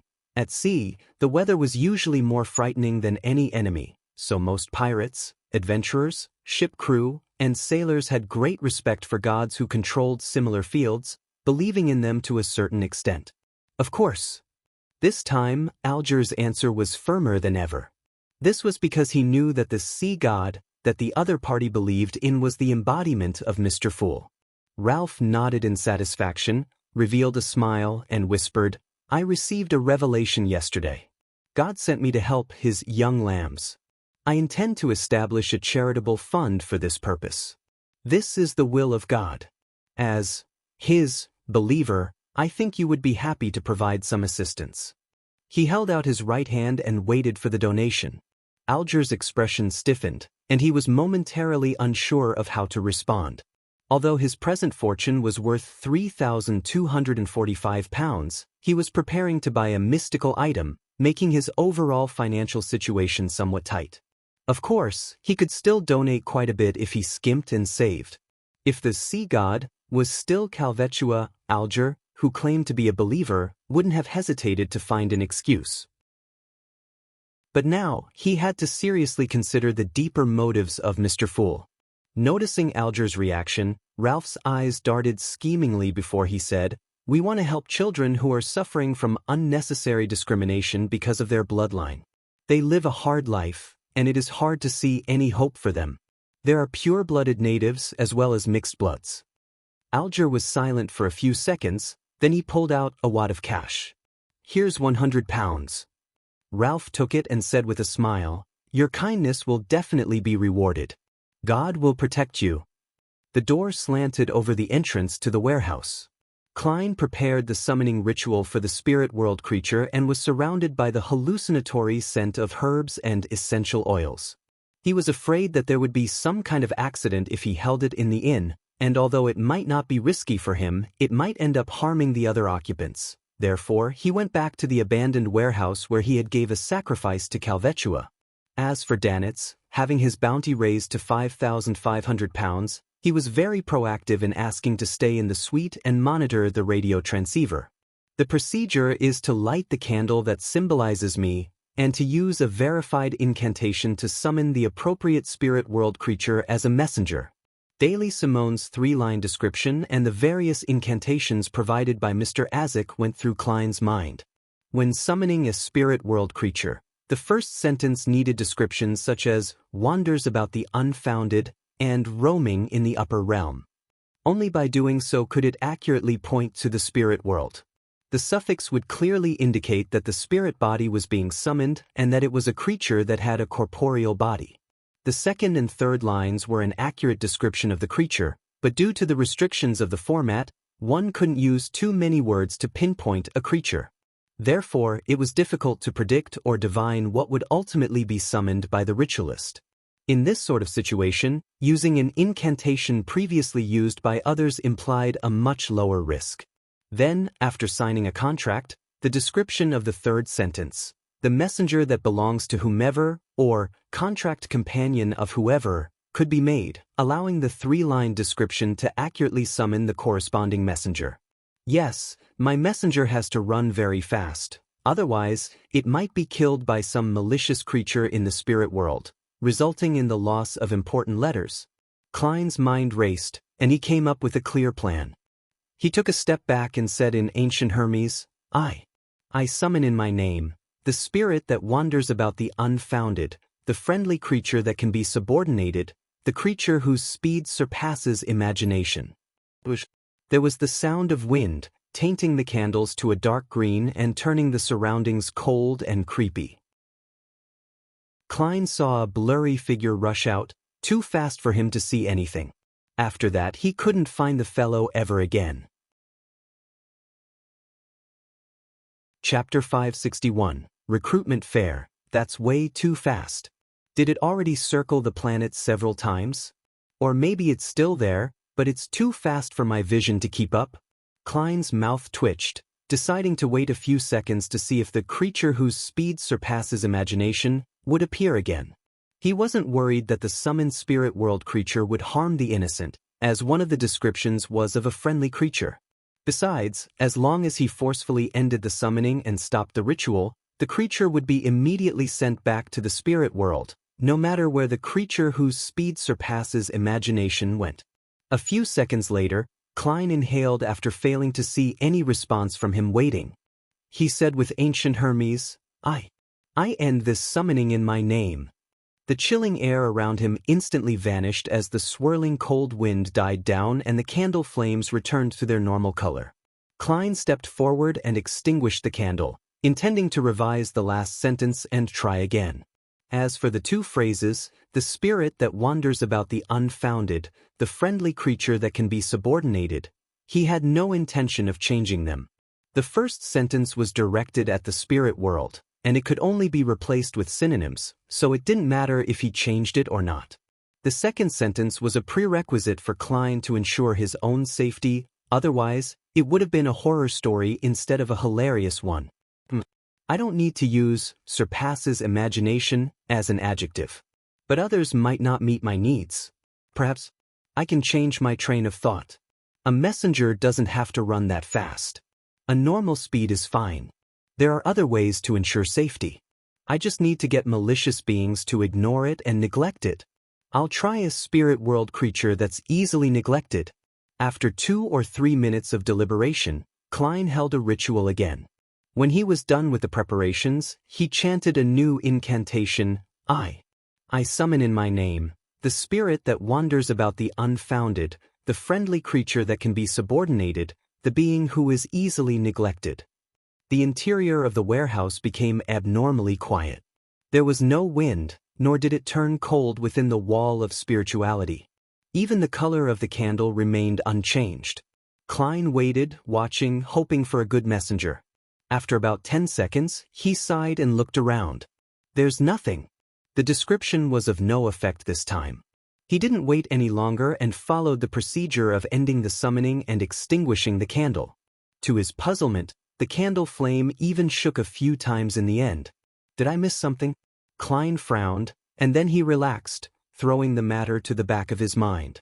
He reconsidered the question of how to modify the description and continued targeting the third sentence.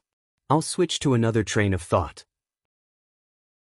If a messenger is especially good at enduring scuffles and has great survivability, it's still okay. No matter what, a messenger that can deliver the letter to the target is a good messenger. Klein pondered for a moment, then he held the summoning ritual for the third time. Amidst the fragrance of herbs and essential oils, and under the dim light of the candlelight, the shadows on his face darted about as his mouth gaped open and closed.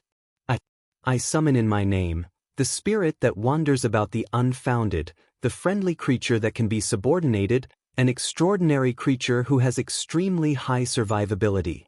The flame of the candle flared and stretched, illuminating the bright red interior of the altar. In Klein's spirit vision, white bones drilled out from the ground, overlapping to form what looked like a safe. I've finally summoned something I can see. Furthermore, it's a creature with extremely high survivability. It looks very much like a safe. Just one look is enough to tell that it's good at taking a beating. Klein breathed a sigh of relief and spoke in the ancient Hermes, Are you willing to be my messenger? The skeletal creature that looked like a safe quickly indicated its willingness. Then it wriggled the bones beneath it and crawled toward Klein slowly, very slowly. It took 10 seconds to crawl a centimeter. This is way too slow. Klein's smile froze on his face. Although messengers completed their mission by traveling through the spirit world, that didn't mean that they didn't need speed. Within the spirit world, distance and orientation were chaotic. The most important thing was to find and lock onto a location. As long as an accurate, clear, immediate coordinates were provided, such as the summoning ritual just now or a simplified ritual that involved blowing a whistle, then no matter where the messenger was in the spirit world, it would immediately appear within the altar. When the location wasn't that immediate and only had a contractual connection or a previous anchor point, the messenger needed to spend time to distinguish the location, roam the spirit world, and search for the target. This required a certain amount of speed. If it were to deliver the letter, the recipient might not even receive it by the time they die. Klein helplessly thought as he looked at the slowly crawling skeletal creature. He let the smile reappear on his face. After some careful consideration, I think it's best I don't trouble you. Thank you for your willingness. The creature made of illusory white bones stopped. Compared to before, it appeared as though it hadn't moved at all. Klein quickly cancelled the summoning and rubbed his forehead. He was a little depressed and had decided to abandon himself to despair. He decided to use a less troublesome method to find messengers, which was public recruitment and interview selection. After taking a deep breath, Klein calmed his mind and began the ritual seriously. Looking at the candle flame that was quietly burning, he took a step back and said, I summon in my name, the spirit that wanders about the unfounded, the friendly creature that can be subordinated, a unique being that is willing to be my messenger. The wind blew fiercely inside the wall of spirituality, and Klein's half-top hat almost flew off of his head. The candle flame shook and expanded to the size of a human head. It was so pale that it seemed to have lost its body temperature. A translucent head slowly emerged, as if it had just broken through a thin membrane. Its hair was a light gold color and was smooth. Its eyes were blood red, and it had an imposing appearance. Looks a little familiar, Klein silently muttered. The head had fully shown itself, but what followed wasn't its neck, but an illusory hand that held the end of the head's hair. Behind the palm were complicated patterns, but the color of the cuffs was dark. The summoned spirit world creature appeared at an increasingly rapid speed, and soon, it was before Klein in its entirety. It was indeed a familiar person. It was the headless woman that Klein had met standing at the top of a castle while he was on his way to Calvetua's ruins at the bottom of the sea. She was no longer as large as a castle like she was before. She was now a tall, ordinary woman. Of course, there were still only cuts on her neck and 4 identical heads in her hands. Did you summon to me? The headless woman in the complicated black dress stood there quietly. Her 4 drooping heads spoke one after the other in ancient Faesak. She can directly communicate through words. The level of this spirit world creature isn't low. I remember you having a castle. You're already a property owner, so why are you applying for the job of a messenger? Klein sighed with emotion and lampooned. Then he looked down at the candle behind the headless woman. He was disappointed to find that no other spirit had emerged. He had originally imagined that many spirit world creatures would be willing to be his messenger as they swarmed over, having to form a line to be interviewed. In the end, only one had responded. It should be a problem with the summoning ritual itself. It's considered a relatively simple and basic summoning ceremony, so it's impossible to summon multiple targets at once. Klein looked at the headless lady and solemnly nodded. Yes. Without waiting for the other party to speak, he added another question. Can you roam the spirit world at a relatively fast speed? How good is your survivability? The head which the headless lady lifted answered, yes. Not bad. As she spoke, she floated upwards and then quickly descended, displaying her speed. Klein decided to stop making attempts which led to unknown results. He asked in a serious manner, are you willing to sign a contract and become my messenger? The headless woman's dress fluttered slightly, and her 4 heads with blonde hair and red eyes nodded at the same time. Yes, every time. 1 gold coin. A gold coin for each letter sent? Mr. Azik didn't mention that spirit world creatures have such hobbies. Right? He mentioned that when signing a contract, persuasion and communication are key factors. Does this mean that this is a form of persuasion and communication? Klein was surprised and wanted to cancel the summoning immediately. Wait a minute, I might not need to be the one paying for it. Whoever summons the messenger pays for it. Maybe when our communication improves, there would be the option of paying on receipt. After some thought, Klein agreed to the other party's request. Let's sign the contract. He picked up a dark red, round fountain pen and yellowish-brown goatskin parchment that he had prepared earlier, and he quickly wrote down the contract in the language which could stir the forces of nature, ancient Hermes. The format and terms were described in detail in Azek's letter. They were concise and to the point, and they contained clauses such as the messenger not being allowed to look at the letter, not discarding the letter, or endangering the life of the contractor. Of course, if the contents of the letter were related to the messenger had to be informed in advance. In addition to these, Klein added a clause to send 1 gold coin for each letter, specifying that it could be borne by the contractor or by the receiver of the letter. In order to ensure the effectiveness of the contract, the final part used the honorific name of the deity in charge of this domain. It was an undead contract, and normally it meant using Death's honorific name, but Death had long perished with no response from him. Hence, Azek mentioned that it could be replaced by using the description of someone high in the undead domain or the underworld itself, but the binding force wasn't that strong. Without a doubt, Klein chose the underworld, which had a close relationship with the big shot. The home of all death, the hell hidden deep within the spirit world, the witness of the decay of all living things, one that solely belongs to the kingdom of death. After penning these 4 sentences, the yellowish-brown goatskin parchment began to burn with a green flame, illuminating the gloomy surroundings. After he was done with the text, Klein took out Azek's copper whistle, placed it on the goatskin, and wrote his current name, Gehrman Sparrow. This didn't necessarily require a real name, because his aura would enter the contract. The name was only used for summoning, which was to say, using the messenger that belongs to Gehrman Sparrow worked, but the contracted creature of Klein Moretti wouldn't. When Klein finished signing, the goatskin floated up, carrying Azek's copper whistle and the dark red fountain pen, and flew to the headless lady. The headless lady held the head with golden hair and red eyes, let it bite down on the fountain pen and wrote her name, Rionette Tynker. The green flames quickly gathered together, wrapping around Azek's copper whistle and the yellowish-brown goatskin parchment. A few seconds later, the goatskin was reduced to ash, and the copper whistle fell into the palm of Klein's hand. The headless woman, Rionette, collectively blinked with the eyes of her 4 heads, and her body rapidly faded away into the pale candle flame. After the contract was made, Klein no longer needed to undo the summoning. He could do it with his own will. Phew, I finally have a messenger. The spirit that wanders about the unfounded, the friendly creature that can be subordinated, the messenger that belongs to Gehrman Sparrow. Well, when there's an opportunity, I'll get an artisan to create something like the copper whistle, so that I don't have to summon my messenger every time via a ritual.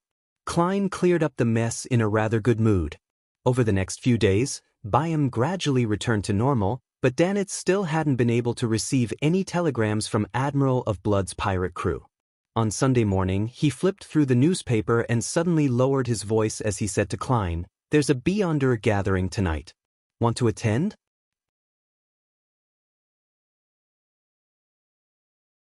Chapter 562, Helene Beyonder Gathering? Klein thought for a bit, then he nodded and responded, "Okay. I should bring forward to the collection of the supplementary ingredients of the Nimblewright Master Potion. I can also see if I might meet an artisan." He subconsciously started to make arrangements in his mind. Upon seeing Gehrman Sparrow agree, Danitz breathed a quiet sigh of relief, unable to contain his joy.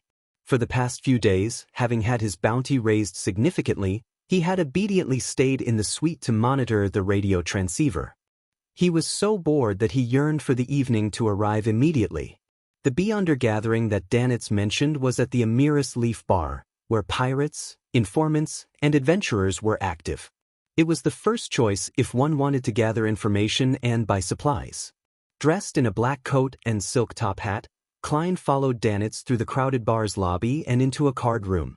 Under the watchful gaze of several bouncers, he gave the predetermined signal and descended down a flight of hidden stairs to a wide underground area. It's like the Evil Dragon Bar in Tingen City. There's an underground market for herbs, essential oils, ancient books, charms, and all sorts of common mysticism materials. However, the difference is that there are also all sorts of guns and ammunition for sale. Klein even discovered antiquated muskets and lead bullets.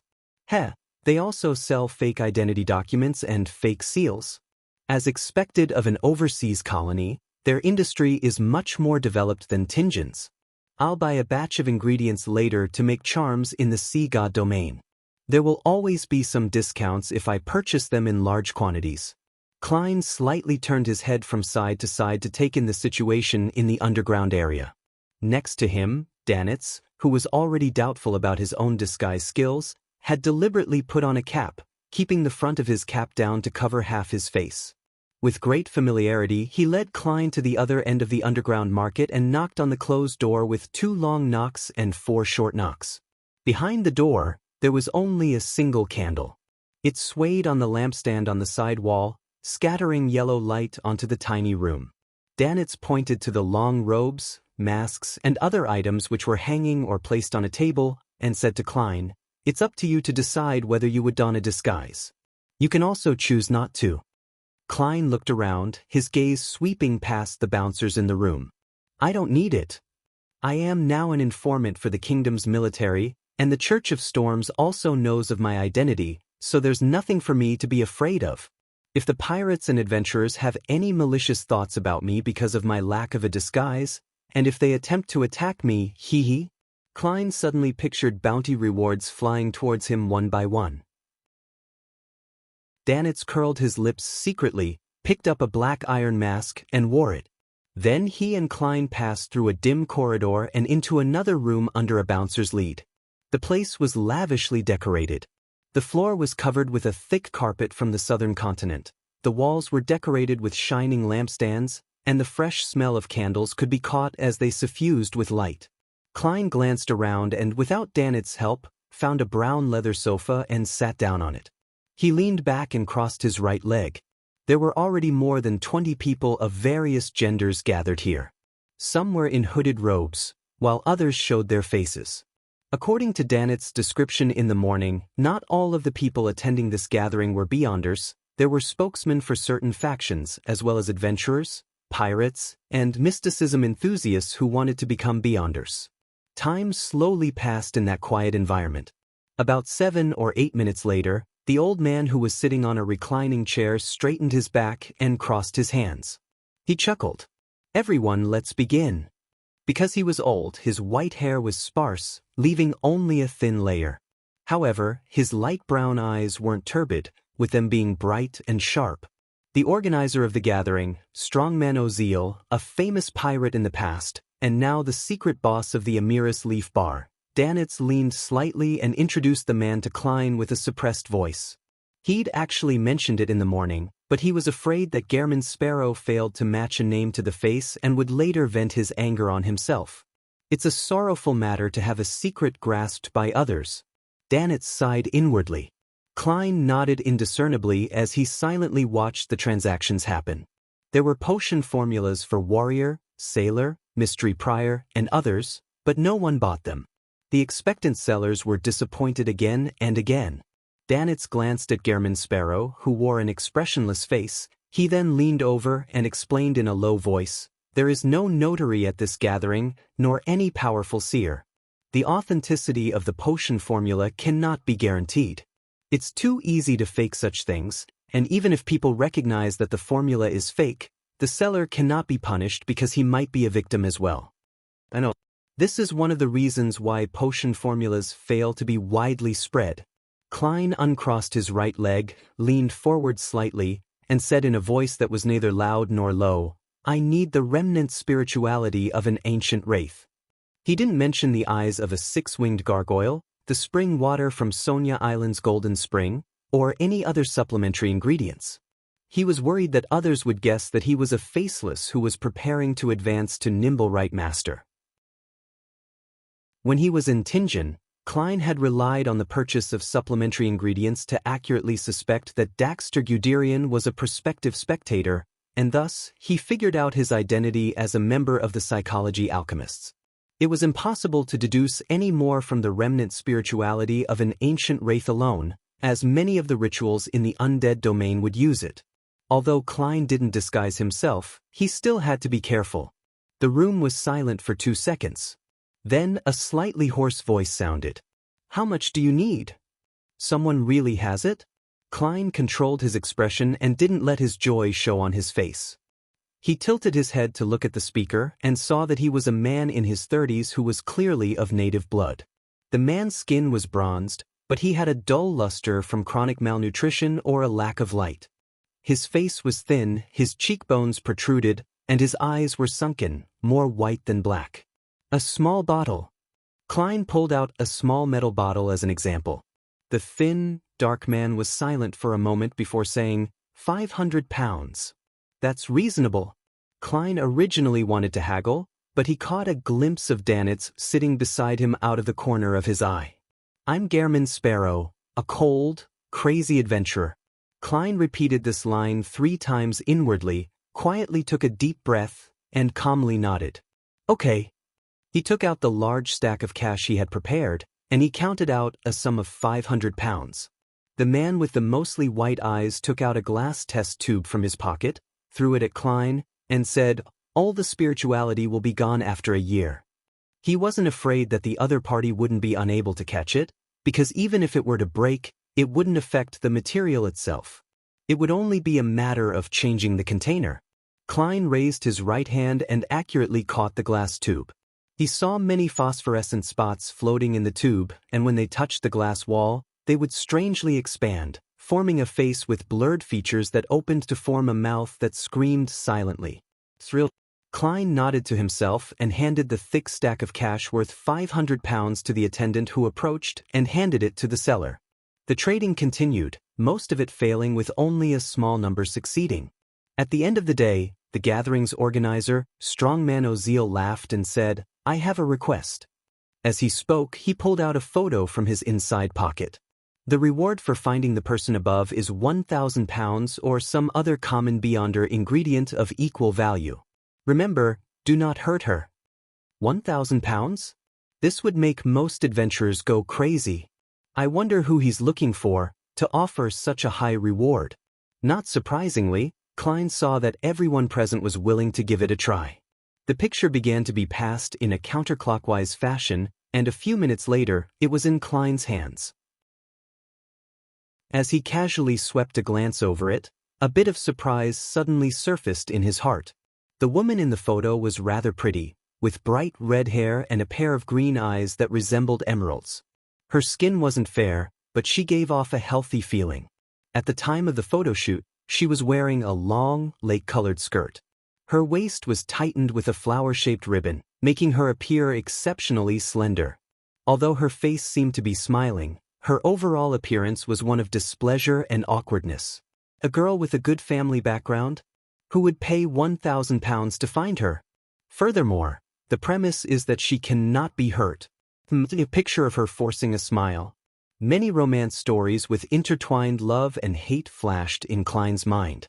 Stories like a tyrannical pirate falling in love with a wealthy merchant's daughter, abducting her onto his boat before she eventually escaped, or some noble lady from a declining noble family turning into a pirate, and was later caught due to a mistake, only to have a sinful relationship with a mid- or high-ranking mandated punisher or military officer, thus escaping from her predicament and imprisonment. How a newly advanced demoness accidentally fell into a debt of love when giving someone pleasure. Such thoughts flashed through his mind, and Klein almost raised his hand to cover his face. "I've read too many novels in my previous life, and I happen to have a trauma because of demonesses in this world." He sighed to himself, looked up at Oziel and asked, "What's her name?" "Helene," Oziel answered succinctly, but she must have switched to using a fake alias.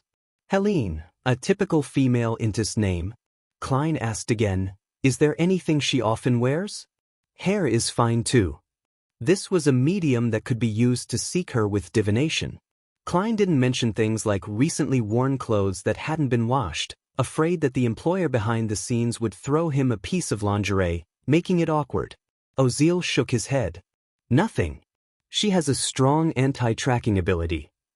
"What's her strength like?" another member of the gathering asked.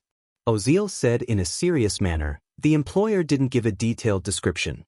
It said that she isn't too strong, but she's stronger than a sequence 9. You don't need to capture her. As long as you determine her whereabouts, you will be paid. Chapter 563. The Fool's Blessing. As long as you can confirm her location, you can receive £1,000. This is the first time I've seen such a mission. On the street outside the Amiris Leaf Bar, Danitz rubbed his hands together with a hint of excitement. He clenched his fists and hit the tall iron-black gas lamppost, yearning to immediately wander around the city and find the red-haired woman named Helene. To him, £1,000 wasn't a small sum. It was enough to add one more house to his line of properties in Byam. It just wouldn't be located in the most prosperous and valuable districts. The elf flying carpet he had previously obtained was only around £2,000 to £3,000, and this was the reward he had gained from fighting dangerous fellows such as Steel Mavady and Blood Brambles Hendry. It was completely incomparable to the easy mission of finding someone. Klein, who was walking ahead, held a package wrapped in newspaper. They were the charm materials which had cost him £15. He slowed his pace a little, glanced at Danitz, and spoke without expression. £5,500. Danitz's excitement froze on his face. Only then did he remember an important problem. In the eyes of the other pirates and adventurers, he was as attractive as red-haired Helene. They didn't need to fight him. Once they recognized him, they could report his identity to the military, the church, or the police, and they would receive a reward worth more than £1,000. After all, he was already a great pirate worth £5,500. Searching for red-haired Helene would be equivalent to a lady with a nice figure and good looks entering the Red Theater for entertainment. Dog shit. Danitz spat out a single word, his face grim, as he stretched out the middle consonant. At the same time, he automatically pulled down his cap even lower. Klein, who had poured cold water on Danitz, resumed his normal walking speed and considered the question of finding the red-haired Helene. The lack of a medium and the necessary information had made it difficult for him to use divination, so he had to consider other methods. Activate my underlings to do an investigation of the entire city? This is something that can only be done by the church, the military, and the police. Even the local gangs would find it difficult to accomplish. Wait, I think I can. I'm not Sea God Calvetua. My believers are all across Byam and Blue Mountain Island. I just need to make an announcement, no, a revelation to all my believers, and I can get them to search for red-haired Helene. But would this damage my standing? To do something like that for £1,000, even a god wants some face. If I were the real sea god, I wouldn't care about this. However, I'm now acting as Calvetua. I have to maintain the dignity of a god as best as I can. Back when Calvetua was on the verge of collapse, it didn't even broadcast a revelation when it was urgently trying to find Letitia and her subordinates. Instead, it only gave orders to his worshippers in the upper echelons. I can change its commandments as part of reconstructing an image, but I can't appear too low-class. Well, that should also be a requirement of true acting. It would be difficult to organize an investigation just by giving Kalat, Edmonton, and the others a revelation. Furthermore, they would definitely magnify the severity of the issue and cause a huge commotion. It would only make things more difficult to deal with later. There's another solution. I can throw the radio transceiver above the gray fog and attempt to contact the magic mirror, Erodes. I'll ask him about red-haired Helene's location. I have to be careful about this. I need to prepare ahead of time and confirm it via divination. I don't want to receive strange telegrams from the true creator or the primordial demoness. Even a glance at it would probably make me go mad. Having quickly come up with ideas, Klein boarded a rental carriage parked at the corner of the street. Danitz pressed his cap and followed closely behind.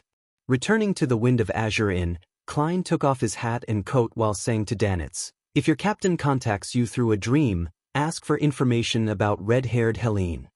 She probably doesn't know. Otherwise, I would have known this red-haired Helene." Danitz grinned. "I don't know who's looking for her, to be willing to pay £1,000. His thoughts were whirling. imagining a love story akin to the ones Emperor Roselle had penned.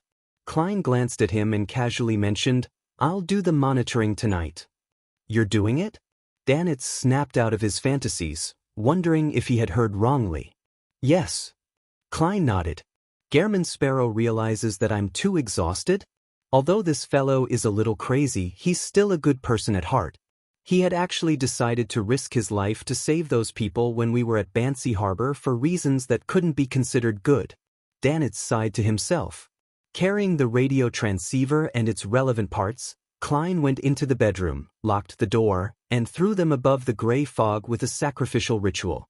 After doing all of this, he was in no hurry to leave the towering palace. He waved his hand, and the sea god's scepter flew out from the junk pile. He scanned through the prayers of different people and gathered experience on how people had multiple facades. In the process, he would occasionally respond, like a child who still had great interest in a new toy. As Klein's browsing drew to a close, ripples of light began to form around the seat of the fool. "Someone is praying to me, to the fool and not to see God." Klein raised his eyebrows and emanated his spirituality, scanning the scene within the rippling light. And Matt Harbor, in a room with closed curtains. Dressed in a classic black robe, Ed Sheeran resisted the impulse in his heart and said to the sweet, young girl, "Denise, the gift of God is in our bodies, but if we want to obtain it, we must have a teacher guide it out. Your soul is pure and beloved by the gods. I will personally guide you. In the process, no matter what happens, you must trust me and listen to me. Before that, do you have any questions?" Ed Sheeran was a swindler. His specialty was to establish a cult to cheat others for money and sex. He would then decisively flee before it reached a certain scale that would garner attention from the police. This time, he had come from Backlund, disguised as one of the fools blessed that many gangsters in the capital were looking for. He had also developed a batch of believers in his target group. He falsely claimed that the fool was the incarnation of the Lord of the Storms and that he would come to save the faithful during the apocalypse. This was a secret that could not be widely publicized and could only be spread in secret, otherwise, it would attract the attention of the gods of the other churches. Only those who were chosen would be able to believe in the fool in advance and be the first batch of the redeemed. To make himself appear more persuasive, he spent a lot of money in Backlund, buying a piece of paper with the honorific name of the fool written on it. As for what was on the piece of paper, his comment was, "It looks like it's real." Denise asked with both fear and anticipation, "Lord Adorer, why didn't we get a response when we read the honorific name of God? Aren't we blessed to have been selected and should bathe in God's grace?" "I'll immediately give you God's grace." Ed Sheeran took a deep breath and suppressed the tantalizing images in his mind. 2 reasons. First, you haven't discovered the grace of God which is hidden in your body. I will help you complete that later. Second, you are not devout enough. Don't argue, I can see right through you. After you do all of this, you will be able to recite the honorific name of God and receive a response, just like me. Under Denise's idolizing and curious gaze, Ed Sheeran picked up a pen on the table beside her and scribbled a line of words. It was the Hermes language used for a sacrificial offering. In order to make the scam a success, Ed Sheeran had acquired a lot of religious knowledge and even went to a university's Department of History to sit in on archaeology courses. Holding the paper in front of Denise, he proudly recited the words he had written in Hermes, "The fool that doesn't belong to this era. The mysterious ruler above the gray fog. The king of yellow and black who wields good luck." Following that, with half-closed eyes and open arms, he said dreamily, "I feel the blessings of God." At this moment, a streak of silver lightning descended from the sky and landed right on Ed Sheeran's head. With a sizzling sound, the tiny electric bolts snaking across his body scurried. With God's blessing, he fell to the ground and his body quickly charred while his muscles twitched violently. After a few seconds, he stopped all movement, including breathing as Denise exclaimed, "Lord Ed Sheeran is indeed God's blessed." Denise finally sensed that something wasn't right. She stepped forward carefully, lifted her skirt and knelt down, placing her finger to the tip of Ed Sheeran's nose. "He's dead. He's dead." Denise jerked back and fell to the ground in terror. She burst into tears and stumbled out of the room, heading for the nearby police station. Atop the gray fog, Klein silently retracted the sea god scepter. You actually dared to use my name to cheat others of their wealth and sully women. The corner of his mouth twitched, wishing he could give another bolt of lightning to that man named Ed Sheeran. This was called a corpse mutilation. The girl would probably call the police, right? This kind of case would inevitably be referred to a corresponding Beyonder team. I wonder if it will be the Nighthawks, the mandated Punishers, or the machinery hive mind. After what Mr. A has done, my reputation as the fool isn't small in Backland. Perhaps I already have a dossier in the official organizations. Well, maybe they'll put everything together and hand it over to the Red Gloves or something similar for handling. Klein's past identity and insight as a Nighthawk had allowed him to consider the possible future developments. However, he quickly put this matter to the back of his mind, because no matter what, they wouldn't be able to detect that it was him. Klein threw the sea god scepter back into the junk pile, ready to return to the real world.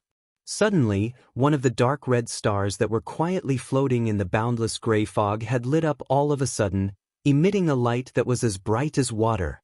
It swelled and shrunk repeatedly in an abnormally conspicuous manner.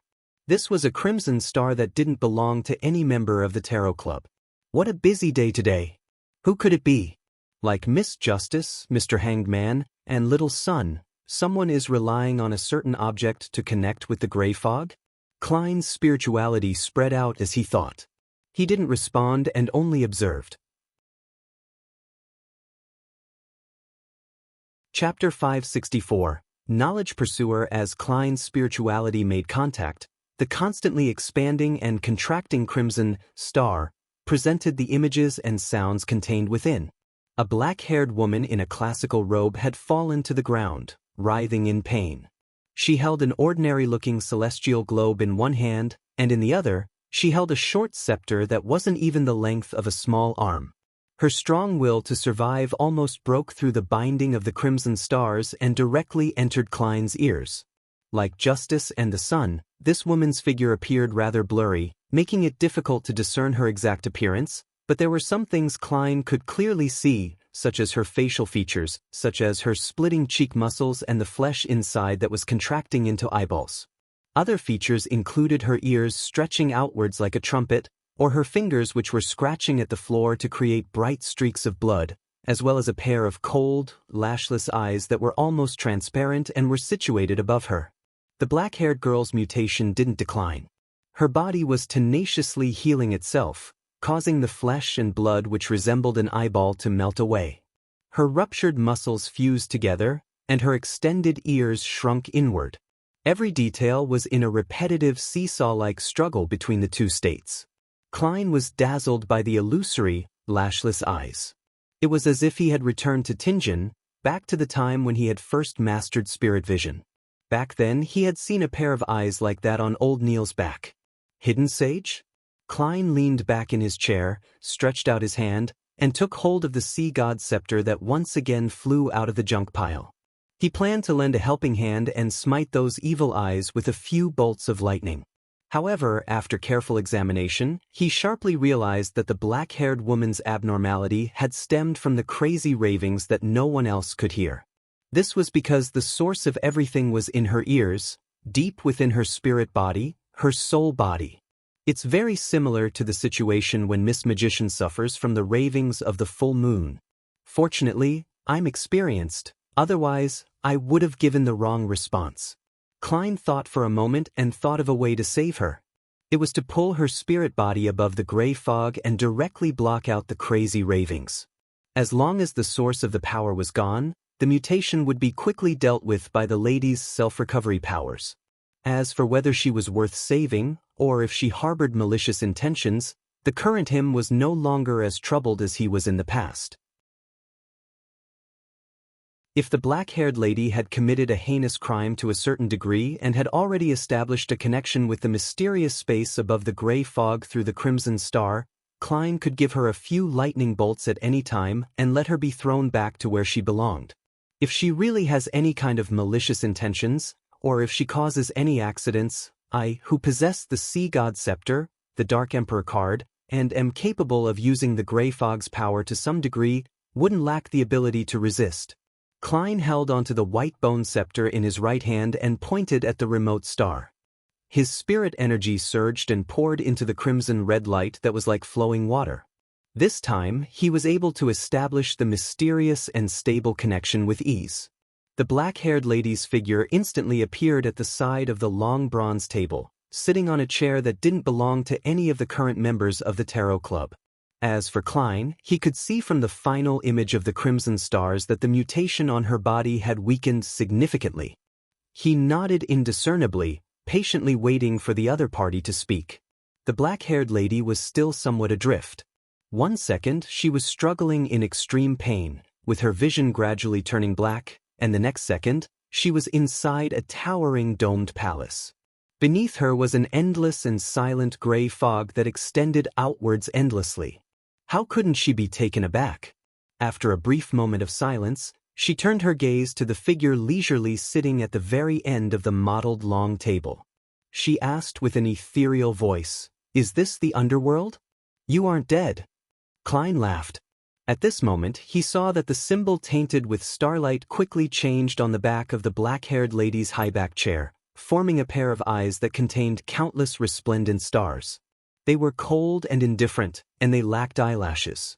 Based on his past experiences, he believed that this was a symbol representing the mystery prior pathway. The black-haired lady froze, gradually regaining her senses. Instinctively, she scanned her surroundings before finally casting her gaze at the mysterious man shrouded behind the gray fog.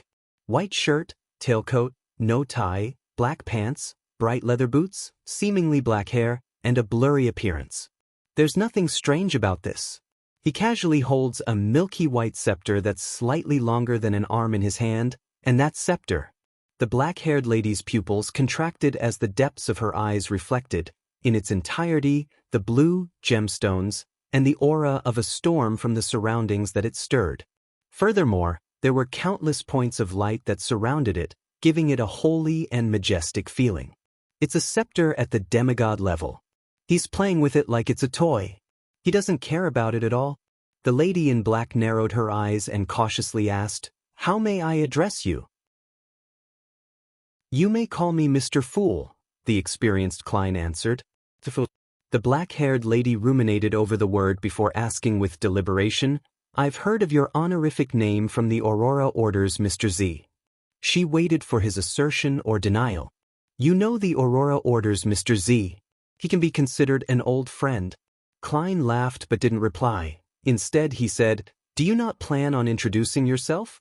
This is the most basic of etiquette." The black-haired lady recalled what had happened to her and fell silent again. After a few seconds, she said in a slightly muffled voice, "My name is Katlia, and I have the nickname Admiral of Stars." "Mr. Fool, were you the one who saved me?" "Admiral of Stars?" "The Admiral of Stars, one of the 7 pirate admirals, someone with a bounty of 37,000 pounds? I've saved a treasure trove, no, a person of high status." Klein shifted in his seat slightly, half surprised, half amused. He chuckled and replied, "Wasn't that obvious?" Admiral of Stars Katlia immediately stood up and said, "Thank you for your assistance. If you have anything you need me to do, you can directly instruct me, as long as it is within my capabilities and doesn't violate my principles." "That's nice of you. Very seasoned and experienced. She's indeed worthy of being the well-known Admiral of Stars." Klein couldn't help but sigh. Among his Tarot Club members, with the exception of the Hanged Man and his incarnation, the world, all of them were rather inexperienced when they first participated. Miss Justice was one of those who vaguely understood the mysterious world, but she hadn't really stepped into it yet. The Sun was one of those who received sufficient education, but due to the isolated environment and his relatively young age, he was very simple and honest. The Magician may have been stuck at Sequence 9 for several years, but she had always been an unaffiliated Beyonder. She didn't know much about all sorts of hidden factions, and she lacked experience. The Moon, Emlyn, comes from a Beyonder race, with a faction with a deep heritage backing him. However, due to his preference of staying home to play with dolls, He is greatly lacking in experience in certain aspects. He was very gullible as a result. That fellow, Emlyn, is smart, but if he were to meet Triss, no, demoness Trissy, he would be tricked by her into selling his dolls. Klein secretly teased the vampire, which could be considered a friend in the real world. He looked at Admiral of Stars and didn't directly respond to the matter of her repaying him for saving her life. Instead, he smiled and asked, "Are you a member of the Moses Ascetic Order?" "Yes." Katlia didn't believe that this was something she could hide from Mr. Fool. Klein smiled. "What did you just do to provoke that guy?" He wasn't sure that the pair of eyes belonged to the hidden sage, so he used a vague term, "that guy," instead, so that, no matter what, the fool was absolutely correct and upheld his standing. After a moment of silence, Katlia said, "No, I didn't provoke him." She paused, then she continued, "The members of the Moses Ascetic Order believe that all objects are numeric, and we pursue knowledge itself. However, Emperor Roselle once said that we aren't pursuing knowledge, but that knowledge is pursuing us. The hidden sage is an embodiment of knowledge itself. He is chasing us, every single Moses Ascetic Order member. When too much knowledge is injected into us, without us being able to quickly digest and master it, a situation like before would happen. Either I lower my defenses and open my mind to accept the modifications from the hidden sage, or I would tenaciously resist it or end up losing control. If that's the case, you aren't specifically targeted by the hidden sage. Even if you manage to escape from the previous predicament, you wouldn't be suspected of anything. According to what you said, you are very knowledgeable. Back then, old Neil only wanted to obtain the knowledge of human body refining and of a perfect revival." Klein suddenly sighed, but he didn't show it on his face. The reputation of Admiral of Stars isn't too bad. She's the kind of pirate with a code of honor. Klein stopped his thoughts and calmly said, "If something similar happens again, you can recite my name." "Recite your name." Katlia's lips quivered, instinctively wanting to refuse. In the end, she didn't say anything as she fell silent for a long time. After repeatedly weighing the pros and cons, she stood up, crossed her arms in front of her chest, and slightly bowed as she said, "How may I be of service?" Klein laughed and said in an indifferent tone, "In the future, provide some assistance to my blessed. By your will." Katlia sat down again and asked cautiously, "Is the honorific name provided by Mr. Z yours?" She then repeated the honorific name of the fool to him. Klein nodded his head, indicating that she was right. Katlia looked at the other empty seats and asked after some deliberation, "Honorable Mr. Fool, will there be others here as well?" Klein laughed and replied, "People like yourself. They set up a regular gathering and I bear witness." After a few seconds of silence, Katlia asked, "Can I participate?" She thought that since she wasn't connected with the mysterious existence known as the Fool, it was better to know more than to do nothing. "Of course, you have money, knowledge, influence, and needs." Klein casually leaned against the back of the chair. "Sure. Without my permission, you are not to leak this matter." "All right." Katlia answered without hesitation. Klein tapped his left index finger and revealed the rest of the tarot cards on the bronze table. They used tarot cards as their code names. "These are the remaining ones.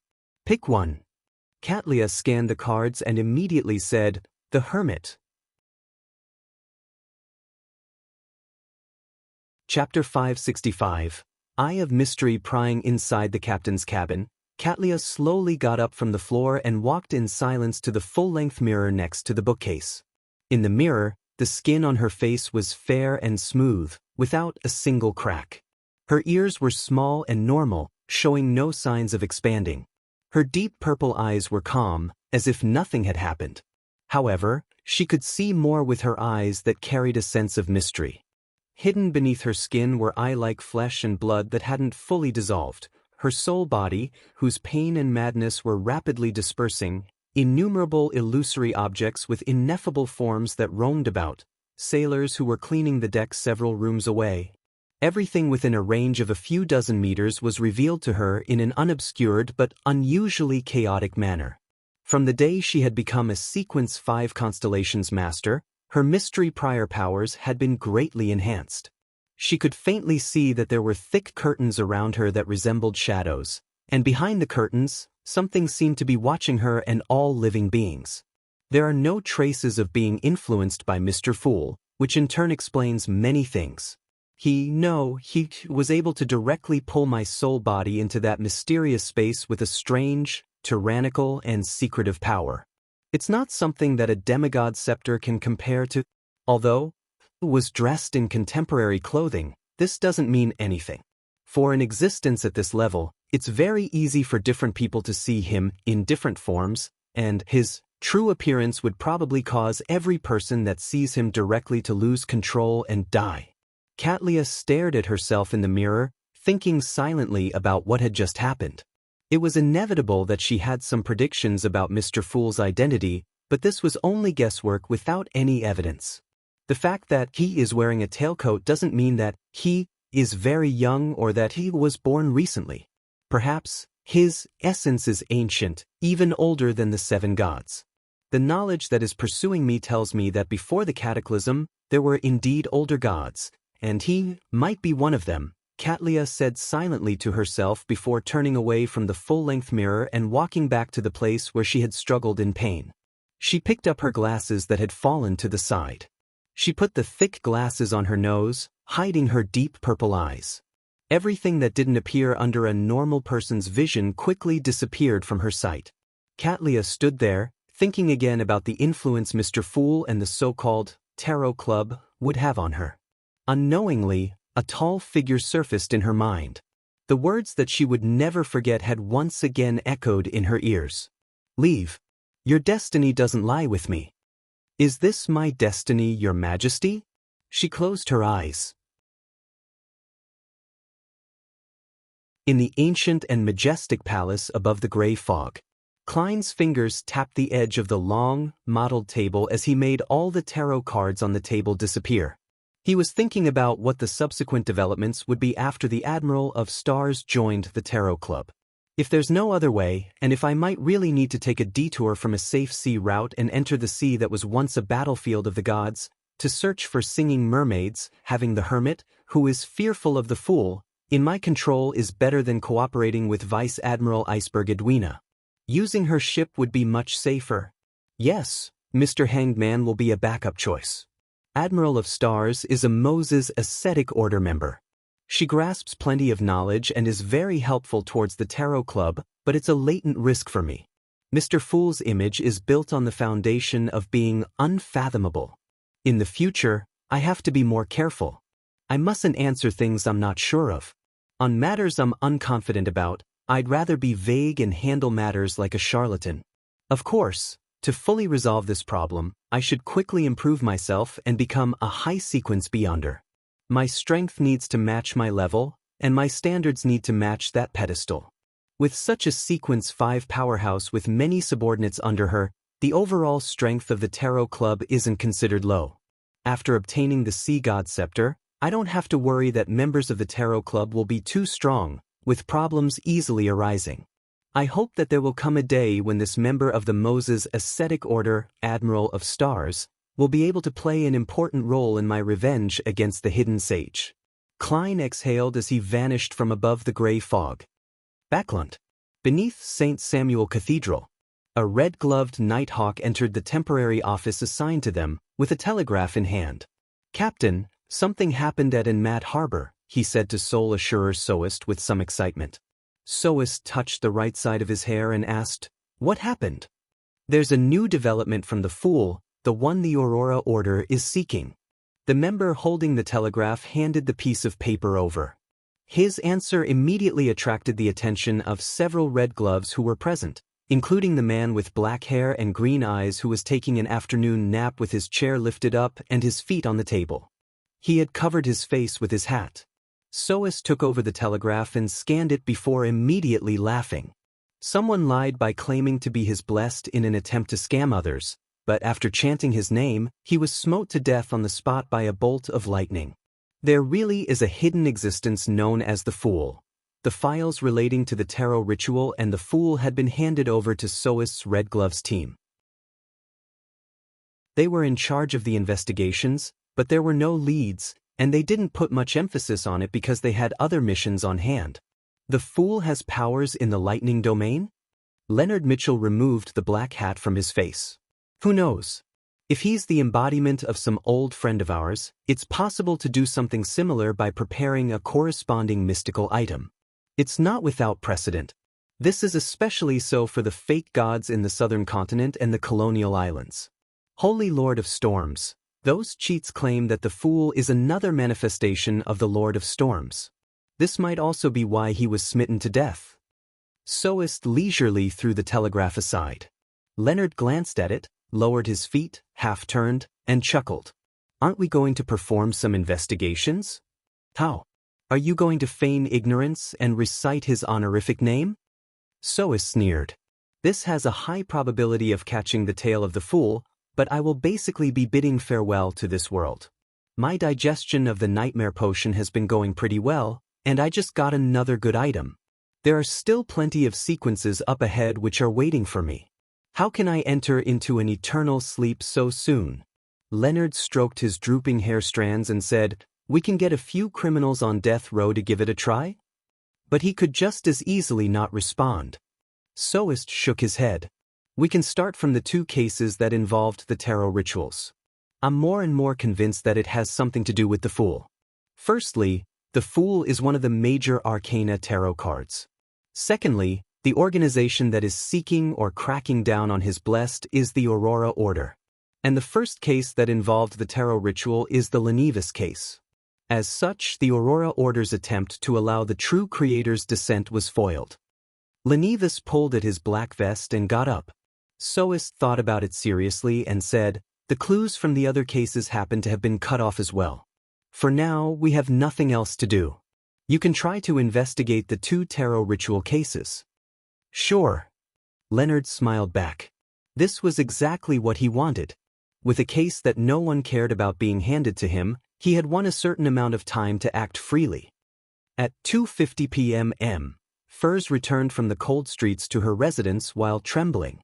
It wasn't that she wanted to go out in this damp, cold weather, but it was that she had run out of food at home.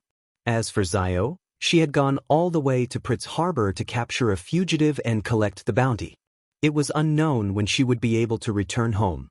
She's always instinctively chasing after and capturing fugitives. It can be said that she has been acting in some way. Holding the large brown paper bag in her arms, she habitually fished for her keys to open the mailbox and take out the letters and bills. She entered the house, put the food away, and took off her thick coat that tightly clung to her body. Furs began to look through the letters. Suddenly, her eyes lit up. There was a letter from her teacher, Dorian Gray.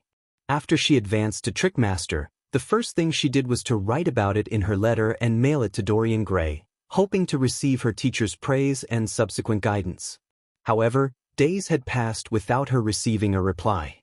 For a moment, she wondered if she should visit Pritz Harbor out of concern. Furs quickly opened the envelope and began to read through it. "I'm sorry that I have only replied now. I previously left Pritz Harbor for some time for a relative's funeral. Your talent leaves me gratified. Perhaps the stories hidden in your heart have helped you in acting. After you digest the Trickmaster potion, I'll provide you with the sequence 7 astrologer formula and some ingredients, as well as a gift. The crux when it comes to acting as a Trickmaster lies in performing and hoodwinking. Hoodwinking can also be replaced with deceit. This has been verified by generations of Beyonders.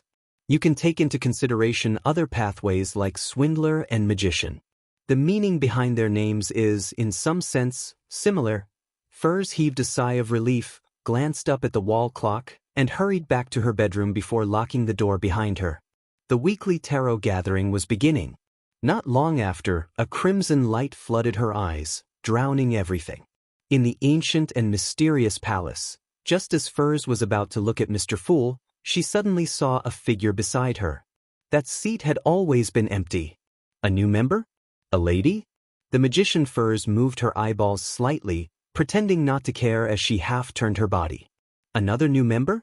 And it's a lady. Miss Justice was about to get up and greet Mr. Fool when she saw an unfamiliar figure. While feeling puzzled and expectant, she discovered a problem. The women were on one side of the table, while the men were on the other side. This should be divided according to Mr. Fool's intentions. I wonder if there's any symbolic meaning behind it. Yes, the ladies are on the left and the men are on the right. Being neither left or right is what defines a god like Mr. Fool. Ah, yes, there's also Mr. World. Heh, could it be that he's neither man or woman, or even a human? Audrey, you're thinking too much. Justice stood up and bowed, speaking with a light and brisk tone. Good afternoon, Mr. Fool. Chapter 566. The details of Claude Klein's lips curled up in a slight nod in response to Miss Justice's pleasant greeting. He was just about to introduce the hermit to everyone, and everyone to the hermit when he noticed that Miss Justice didn't stop. Her gaze shifted to the other side as she greeted, "Good afternoon, Mr. Hanged Man." This time, she didn't follow the order of the tarot cards but followed the order in which the person joined the tarot club. After this round of greetings, the hermit will essentially get to know everyone, and there's no need for the fool to introduce her. Miss Justice is obviously doing it on purpose. She's really considerate. As long as a beyonder of the spectator domain gets serious, they act differently for matters like this. Klein was surprised for a moment before he praised her silently. At the same time, Alger responded to Audrey's greeting while cautiously sizing up the new member. It's barely possible to tell that she's wearing a black gown with many patterns on it. Her hair is black and her eyes are a little purple. Alger managed to find certain traits in her blurred, distorted image. Suddenly, his heart sank as he recalled the scene he saw a few months ago at the pirate convention. Back then, scattered starlight had magically formed a long bridge between the huge sailboat and the palace in the depths of the island. Admiral of Stars Catlia, who was wearing a black classical robe, had walked in midair, carrying a celestial globe and a short scepter by her waist. And the celestial globe resembled the strange weather bottle that Alger had previously received. The latter had coincidentally shattered after he had been pulled into the gathering by Mr. Fool. Could it be her? She looks somewhat similar based on her attire. But the Admiral of Stars wears glasses, while she doesn't. It cannot be confirmed. It'll require further observation and evidence. Unfortunately, I only saw her from afar and know little. Regardless, I should be careful. When exchanging information, I should try my best to avoid divulging details about my actual situation. The world is Mr. Fool's blessed. Letting him know of my identity is totally different compared to the others. No, the other members. After the matter regarding the sea god, Mr. Fool has recovered a considerable amount of strength. He's even able to pull in a powerhouse like a pirate admiral? Thoughts flashed through Alger's mind as he slightly fidgeted in his seat. Mr. Hanged Man's body language tells me that he is alert and guarded. Does he know the female newcomer, or has he guessed something? How intriguing! Audrey's gaze swept across without leaving a trace and landed on Derek. At this moment, Catlia was also carefully and seriously examining the members of the tarot club in the order they were greeted in. The mysterious purple color in her eyes slowly flowed in an indiscernible fashion. Although she couldn't truly see through the blurry concealment of the fog, she could still make out the details of their clothing. The Hanged Man, a man in his prime, in his 30s, and has messy hair like seaweed with a rare deep blue color. This is a common mutation seen in the sailor pathway. He's wearing a robe with the patterns of storms and waves. Someone from the Church of Storms? Catlia's pupils contracted. She didn't show any abnormalities as she continued to observe the rest of the members. The son, a young male, perhaps still underage. His attire is rare and has a simple ancient sense of beauty. It's very tight, making it suitable for combat. Is he a beyonder in this aspect? The world, neither an old man nor a young man. He has a gloomy temperament and wears a hooded robe. He has a feeling as though he's not a living person. Is this something similar to Senor or Steel Mavedi? Or some other sequence I'm unaware of? The magician, a young woman, wears a common lone-style dress. Apart from having a trait of languidness, she doesn't have any other characteristics. This kind of person is the easiest to ignore, so she needs to have more attention paid to her. The moon, a young man. He sits very casually. Black hair, red eyes, and wears an Earth Mother priest robe. There seems to be only one possibility for such a combination: a vampire. As expected, the members of Mr. Fool's Tarot Club aren't that simple. Just a preliminary judgment involves two churches. Katlia withdrew her gaze and met Audrey's gaze. Sensing the other party's intention to ask, she nodded lightly. The hermit. Katlia had spoken in ancient Faesak, deliberately avoiding the more familiar languages of Intis and Lone, as she had done so back when she was communicating with Mr. Fool. And she had noticed one thing. Mr. Fool had previously told her that the time the gathering was being held was at 3 p.m. on Monday, Backlund time. Does this mean that the members of this gathering are currently predominantly made up of people from Lone? Katlia made her own judgment. Justice. Audrey smiled faintly in return. Good afternoon, ma'am hermit. She had noticed what the hermit had been up to and had summarized the person's traits in her heart. She's a very cautious woman who has rich experience in the beyonder world. She's quiet but not introverted, and she's very confident in her observation skills or certain abilities related to her eyes. Furthermore, her clothing style and the short scepter hanging at her waist indicates that her sequence pathway leans towards mystery. This requires confirmation. Perhaps it's just a hobby. At the same time, Katlia also managed to clearly make out Miss Justice's clothing. She wears 2 hanging earrings, and the earrings are small and exquisite, inlaid with very high-quality emeralds which accentuate her emerald green eyes. They're obviously worth a lot. The necklace around her neck looks unique. It's lined with diamonds that are quite difficult to count, but it's nothing ostentatious. Her milky white dress is simple yet beautiful. It's tailored to be elegant and befitting of her status, like the work of a stylish designer. As she went through the details, Katlia couldn't help but close her eyes. A 17 to 18-year-old girl. Very rich. The way she moves and her etiquette makes her highly suspect to be a noble with high status, a lone noble. Katlia didn't know why she sighed in her heart. After a round of greetings from Audrey, there was no need for Klein to introduce the original members of the Tarot Club to the hermit or the hermit to the rest. Just as she sat down, Audrey once again turned to the very end of the long bronze table. Mr. Fool, I'm out of town and have only managed to find 1 page of Roselle's diary. At the last gathering she had provided 2 pages, so she was 2 pages short of paying off the debt. However, with her being in the manor, even if she often went to the city, all she managed was to collect 1 diary page. In addition, due to the addition of the new member, Hermit, she was careful not to mention the psychology alchemists. She didn't mention Backlund or East Chester County at all. Roselle's diary. Diary? Katlia almost lost control and couldn't help quickly turning her head to look at Miss Justice, who sat on the same side as her. She clearly remembered that the tall and beautiful figure had once sighed. It's not a notebook. It's his diary.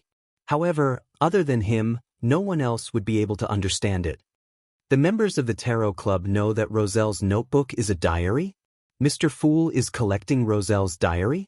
Is he trying to crack it to find the secret hidden in that part of history? This is more like a revived ancient god. All sorts of confused and shocked thoughts surfaced in Katlia's mind. She maintained her staidness, just turning her head in a normal fashion to observe the first transaction. After experiencing many things and trudging her way towards becoming one of the 7 great pirate admirals, she understood that the most important thing for her to do after joining the Tarot Club was to listen more and speak less. Mr. Fool, I received 3 pages, Furs said with a smile. They had been mailed by Dorian Gray. At last week's gathering, as she hadn't received her teacher's response, and due to the cold weather, she hadn't attended any Beyonder gatherings, so she couldn't provide a single page. Derek followed immediately. Mr. Fool, I've copied a new legend of the ancient gods. TSK, he's always using the legends of ancient gods as a perfunctory payment. Emlyn glanced contemptuously at the sun. Suddenly, he thought of something. Although the sun claimed that the one they worshipped was the Lord that created everything, he had never tried to cover up the influence that giant King Ormer had on them. However, he had never mentioned that giant Queen Omabella was who the Kingdom of Silver originally believed in. Could it be that the City of Silver isn't equal to the Kingdom of Silver? I'll wait a minute and try it out. Emlyn had never been able to get over the son's earlier slandering of the Sanguine. 4 pages of Roselle's diary, a legend of the ancient gods. That's pretty good. I wonder if it contains information about the High Elf, Kohainum. Alas, after Mr. Hanged Man learned that the world is a blessed, I cannot make the world ask questions without any qualms. Klein thought quickly and said with a chuckle, very good. He helped Miss Justice, Miss Magician, and Little Sun conjure their respective content, which flashed into the palm of his hand as he casually browsed through them. Mr. Fool doesn't seem to be deciphering it. He can read Emperor Roselle's diary? W is his background. What is his true identity? A sense of indescribable terror and dread suddenly welled up in Catlia's heart. She quickly retracted her gaze and looked at the long bronze table, as if she was memorizing the simple patterns on the table's surface. The reaction the hermit showed when realizing that Mr. Fool is able to read Roselle's diary exceeded my imagination. Is she concerned with this matter, or is it somehow related to her? Audrey pursed her lips thoughtfully. Although the other party hit it quickly and naturally, this was still obvious enough for a sequence 7 from the spectator pathway. Klein sensed the abnormality of the new member, the hermit, because he also wanted to see how this member of the Moses ascetic order, who had a great deal of knowledge, would react to it. The result left him surprised. Isn't that a little too intense? Klein didn't have the luxury of time to think about it as his gaze fell to the first page of Roselle's diary. Chapter 567, Source of the Matter, April 4th. I just returned from Countess Warinka's masquerade party when I suddenly felt an emptiness in my heart. One woman after another. The monotonous and mechanical movements, the indistinguishable smell of perfume, and the warmth from the entanglement of their limbs, all these in exchange for a few seconds of pleasure, followed by endless boredom, disgust, emptiness, and numbness. What pleasure is there in such a life? Is the meaning of life to just do this every single day? I can't go on like this. I have to get out of this sorry state. Also, I need to remind myself that I shouldn't habitually write Arabic numerals.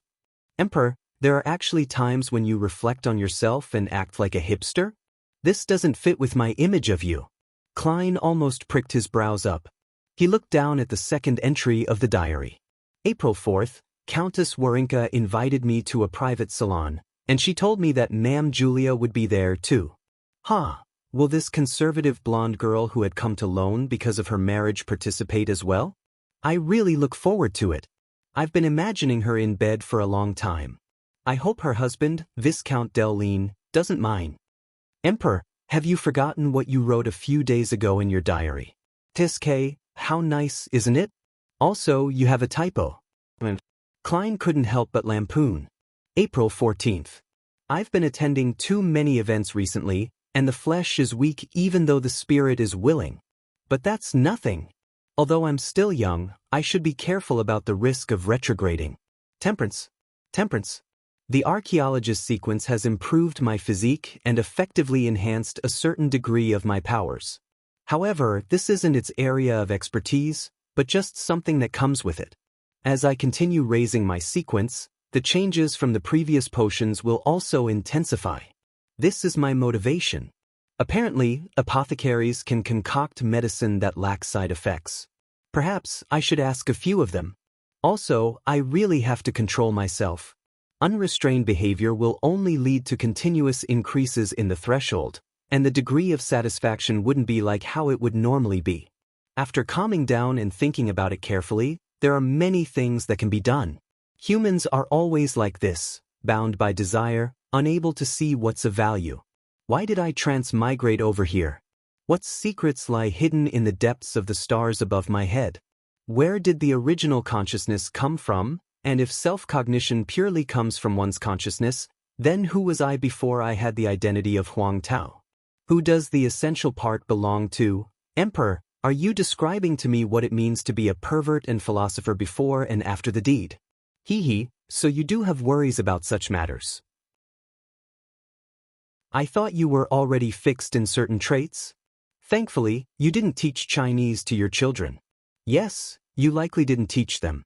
Otherwise, what would they think after seeing such content? Zeratul prophesied that your eldest daughter, Bernadette, would be at odds with you and betray you. It's not without reason. Of course, not teaching them is more of a form of protection. Klein was successfully amused by Roselle's diary entries, but he didn't show it on his face. To him, the diary of Emperor Roselle was both a book of knowledge and a collection of jokes. With this thought, Klein turned to the next page of the diary. October 2nd, Zeratul came to visit me again. Now that I've become a demigod, he wishes that I can honor a promise. He wishes to steal that dangerous sealed artifact from the church. That is a grade 1 sealed artifact, the Antigonus family's notebook from the 4th epoch. At this point, Klein's pupils contracted uncontrollably. This was likely the notebook that the secret order lost later on. This was likely the notebook that led to Klein Moretti's death and how he, Zhou Mingrue, had used Klein Moretti's corpse to successfully awaken in this world. This was the source of everything. It turns out that it didn't fall into the hands of the secret order from the very beginning. Instead, it was sealed within the Church of the God of Craftsmanship, which later turned into the Church of the God of Steam and Machinery.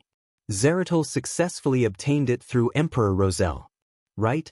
The secret order member inside Creeping Hunger was very fearful of Zeratul. He believed that Zeratul is an undying and abnormal monster. Does this mean that Zeratul gained benefits through the notebook, but an accident happened? He turned from a person who could communicate normally with Roselle into a monster. Therefore, this eventually led to the loss of the Antigonus family's notebook. Of course, it cannot be ruled out that Zeratul deliberately allowed it to be lost. As Zeratul became a monster, the secret order lost all the mermaids, causing subsequent faceless beyonders to risk their lives out at sea. Rosago succeeded because he attempted to enter that sea which is a ruin of a battle between gods? All of these thoughts flashed through Klein's mind, causing his heart to feel abnormally heavy. He didn't assume that the Antigonus notebook that he had encountered was closely related to Roselle, because the theory he always had stemmed from the law of convergence of beyonder characteristics, and that some of the details that followed were in line with similar logic. Are they all involved with the upper echelons of the seer pathway? Klein glanced over the palace and took in the endless gray fog. Could it be the cause? He asked himself this question once more from the bottom of his heart. Steadying his emotions, Klein went on to read the subsequent diary pages. I'll have to do it depending on the situation. If it's easy to steal and there's no risk of exposure, I'll try to do it. Otherwise, I'll pretend as though none of this ever happened. It doesn't matter even if Zeratul were to expose me. With my present identity, status, sequence, and influence, as long as I'm willing to repent, the church won't do anything to me. The other 2 diary pages recorded Roselle's train of thought towards constructing his plans to steal the notebook, but none of them seemed likely to succeed. However, Klein knew that Roselle eventually obtained the notebook and handed it over to the head of the secret order, Zeratul. After a moment's thought, Klein turned the page. December 10th. I once again attended that ancient and secret gathering. At the gathering, I discovered that they were unanimous in being extremely hostile to the Solomon Empire of the 4th epoch. I raised the question which Mr. Hermes quickly answered. In the 4th epoch, the ally and supporter of the Solomon Empire was the true creator. This is very real. I resisted the urge to ask what exactly our organization had done in the history of the 4th epoch, but as I left the palace and returned from my dreams, I found that Mr. Hermes's route this time coincided with mine to a certain extent. This ancient man who lived since the cataclysm definitely knew more. I built up a rapport with him and earnestly asked him the question, is that why the organization hates the true creator? Is it solely because he had used the creator's holy name in his name? Mr. Hermes chuckled and said that they weren't such superficial creatures. He asked me in return if I knew what the actual abilities of the shepherd were. Of course, was my answer. He asked again in a profoundly meaningful manner, Who do you think would be most likely to develop in the direction of being omniscient and omnipotent among all the present gods? The first thought that came to me was the shepherd pathway, which could engage in devouring and grazing, so as to control the souls and characteristics of other beyonders. So that's the reason. This page only had this diary entry, but it contains a lot of information. The Solomon Empire originally came under the true creator's camp. Yes, in the Tudor family's underground ruins, there are humanoid statues of the 6 true gods. Although it isn't certain whether they were worshipping or desecrating the gods, one thing is certain. The 6 gods were involved in the affairs of the 3 empires, and they later had a close relationship with the Trunsoist dynasty. Did the 3 great empires represent 3 different camps of gods? Klein tried to use his archaeological discovery and historical knowledge to decipher the hidden truth of the previous epoch, but he was still shrouded in fog. Towards Hermes, the oldest master of mysticism, Klein's answer came close to Roselle's. As a Beyonder sequence was raised, the saints and angels of the shepherd pathway were able to engage in the grazing of more souls, gaining more and more Beyonder powers. In the end, if the true creator had finished grazing the other 21 Beyonder pathways, he would be, to some extent, the omnipotent and omniscient creator. There are still a lot of secrets hidden in the sequence pathways. Klein turned to the 4th page. This diary page recorded the actions Roselle took after he consumed the savant potion. He read a lot, studied a lot, tamped down on his foundation very firmly, and increased the scope and depth of his knowledge to a whole new level. In this period of time, he had almost no entertainment. Learning was his greatest form of entertainment. In one of the diary entries, he wrote, "When a person knows with certainty how much he will gain after putting in the effort, and is able to directly tell how much he gains, then he will certainly work as hard as I am now." Isn't this the fundamental attraction of many games? Klein turned over the last diary page and read the legend of the ancient gods provided by Little Sunday. During the entire process, the majestic palace was completely silent. Be it Justice or the Moon, they were both considering what to trade and communicate later on. It was the first time that the hermit Katlia had encountered such a situation, but she didn't feel uneasy or uncomfortable at all. Instead, she carefully analyzed the information that the scene revealed. This isn't the first time this is happening. Mr. Fool has the habit of reading Roselle's diary at the tarot gathering. The members will proactively or passively search for the pages for him. However, it can't be confirmed if there were any advance payments. He really can read Roselle's diary. He's searching for secrets that have sunken in the river of history. Just now, that son mentioned that the information he handed in was about legends of ancient gods. This is roughly in line with my previous speculations.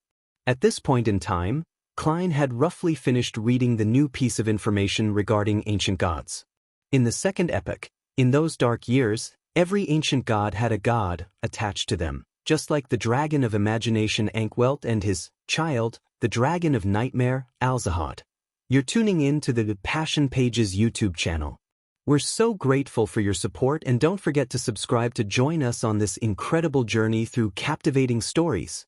Your generosity through donations truly makes a world of difference, as it's the primary source of revenue that allows me to expand and enhance this channel for you. Thank you from the bottom of my heart for being a part of this adventure.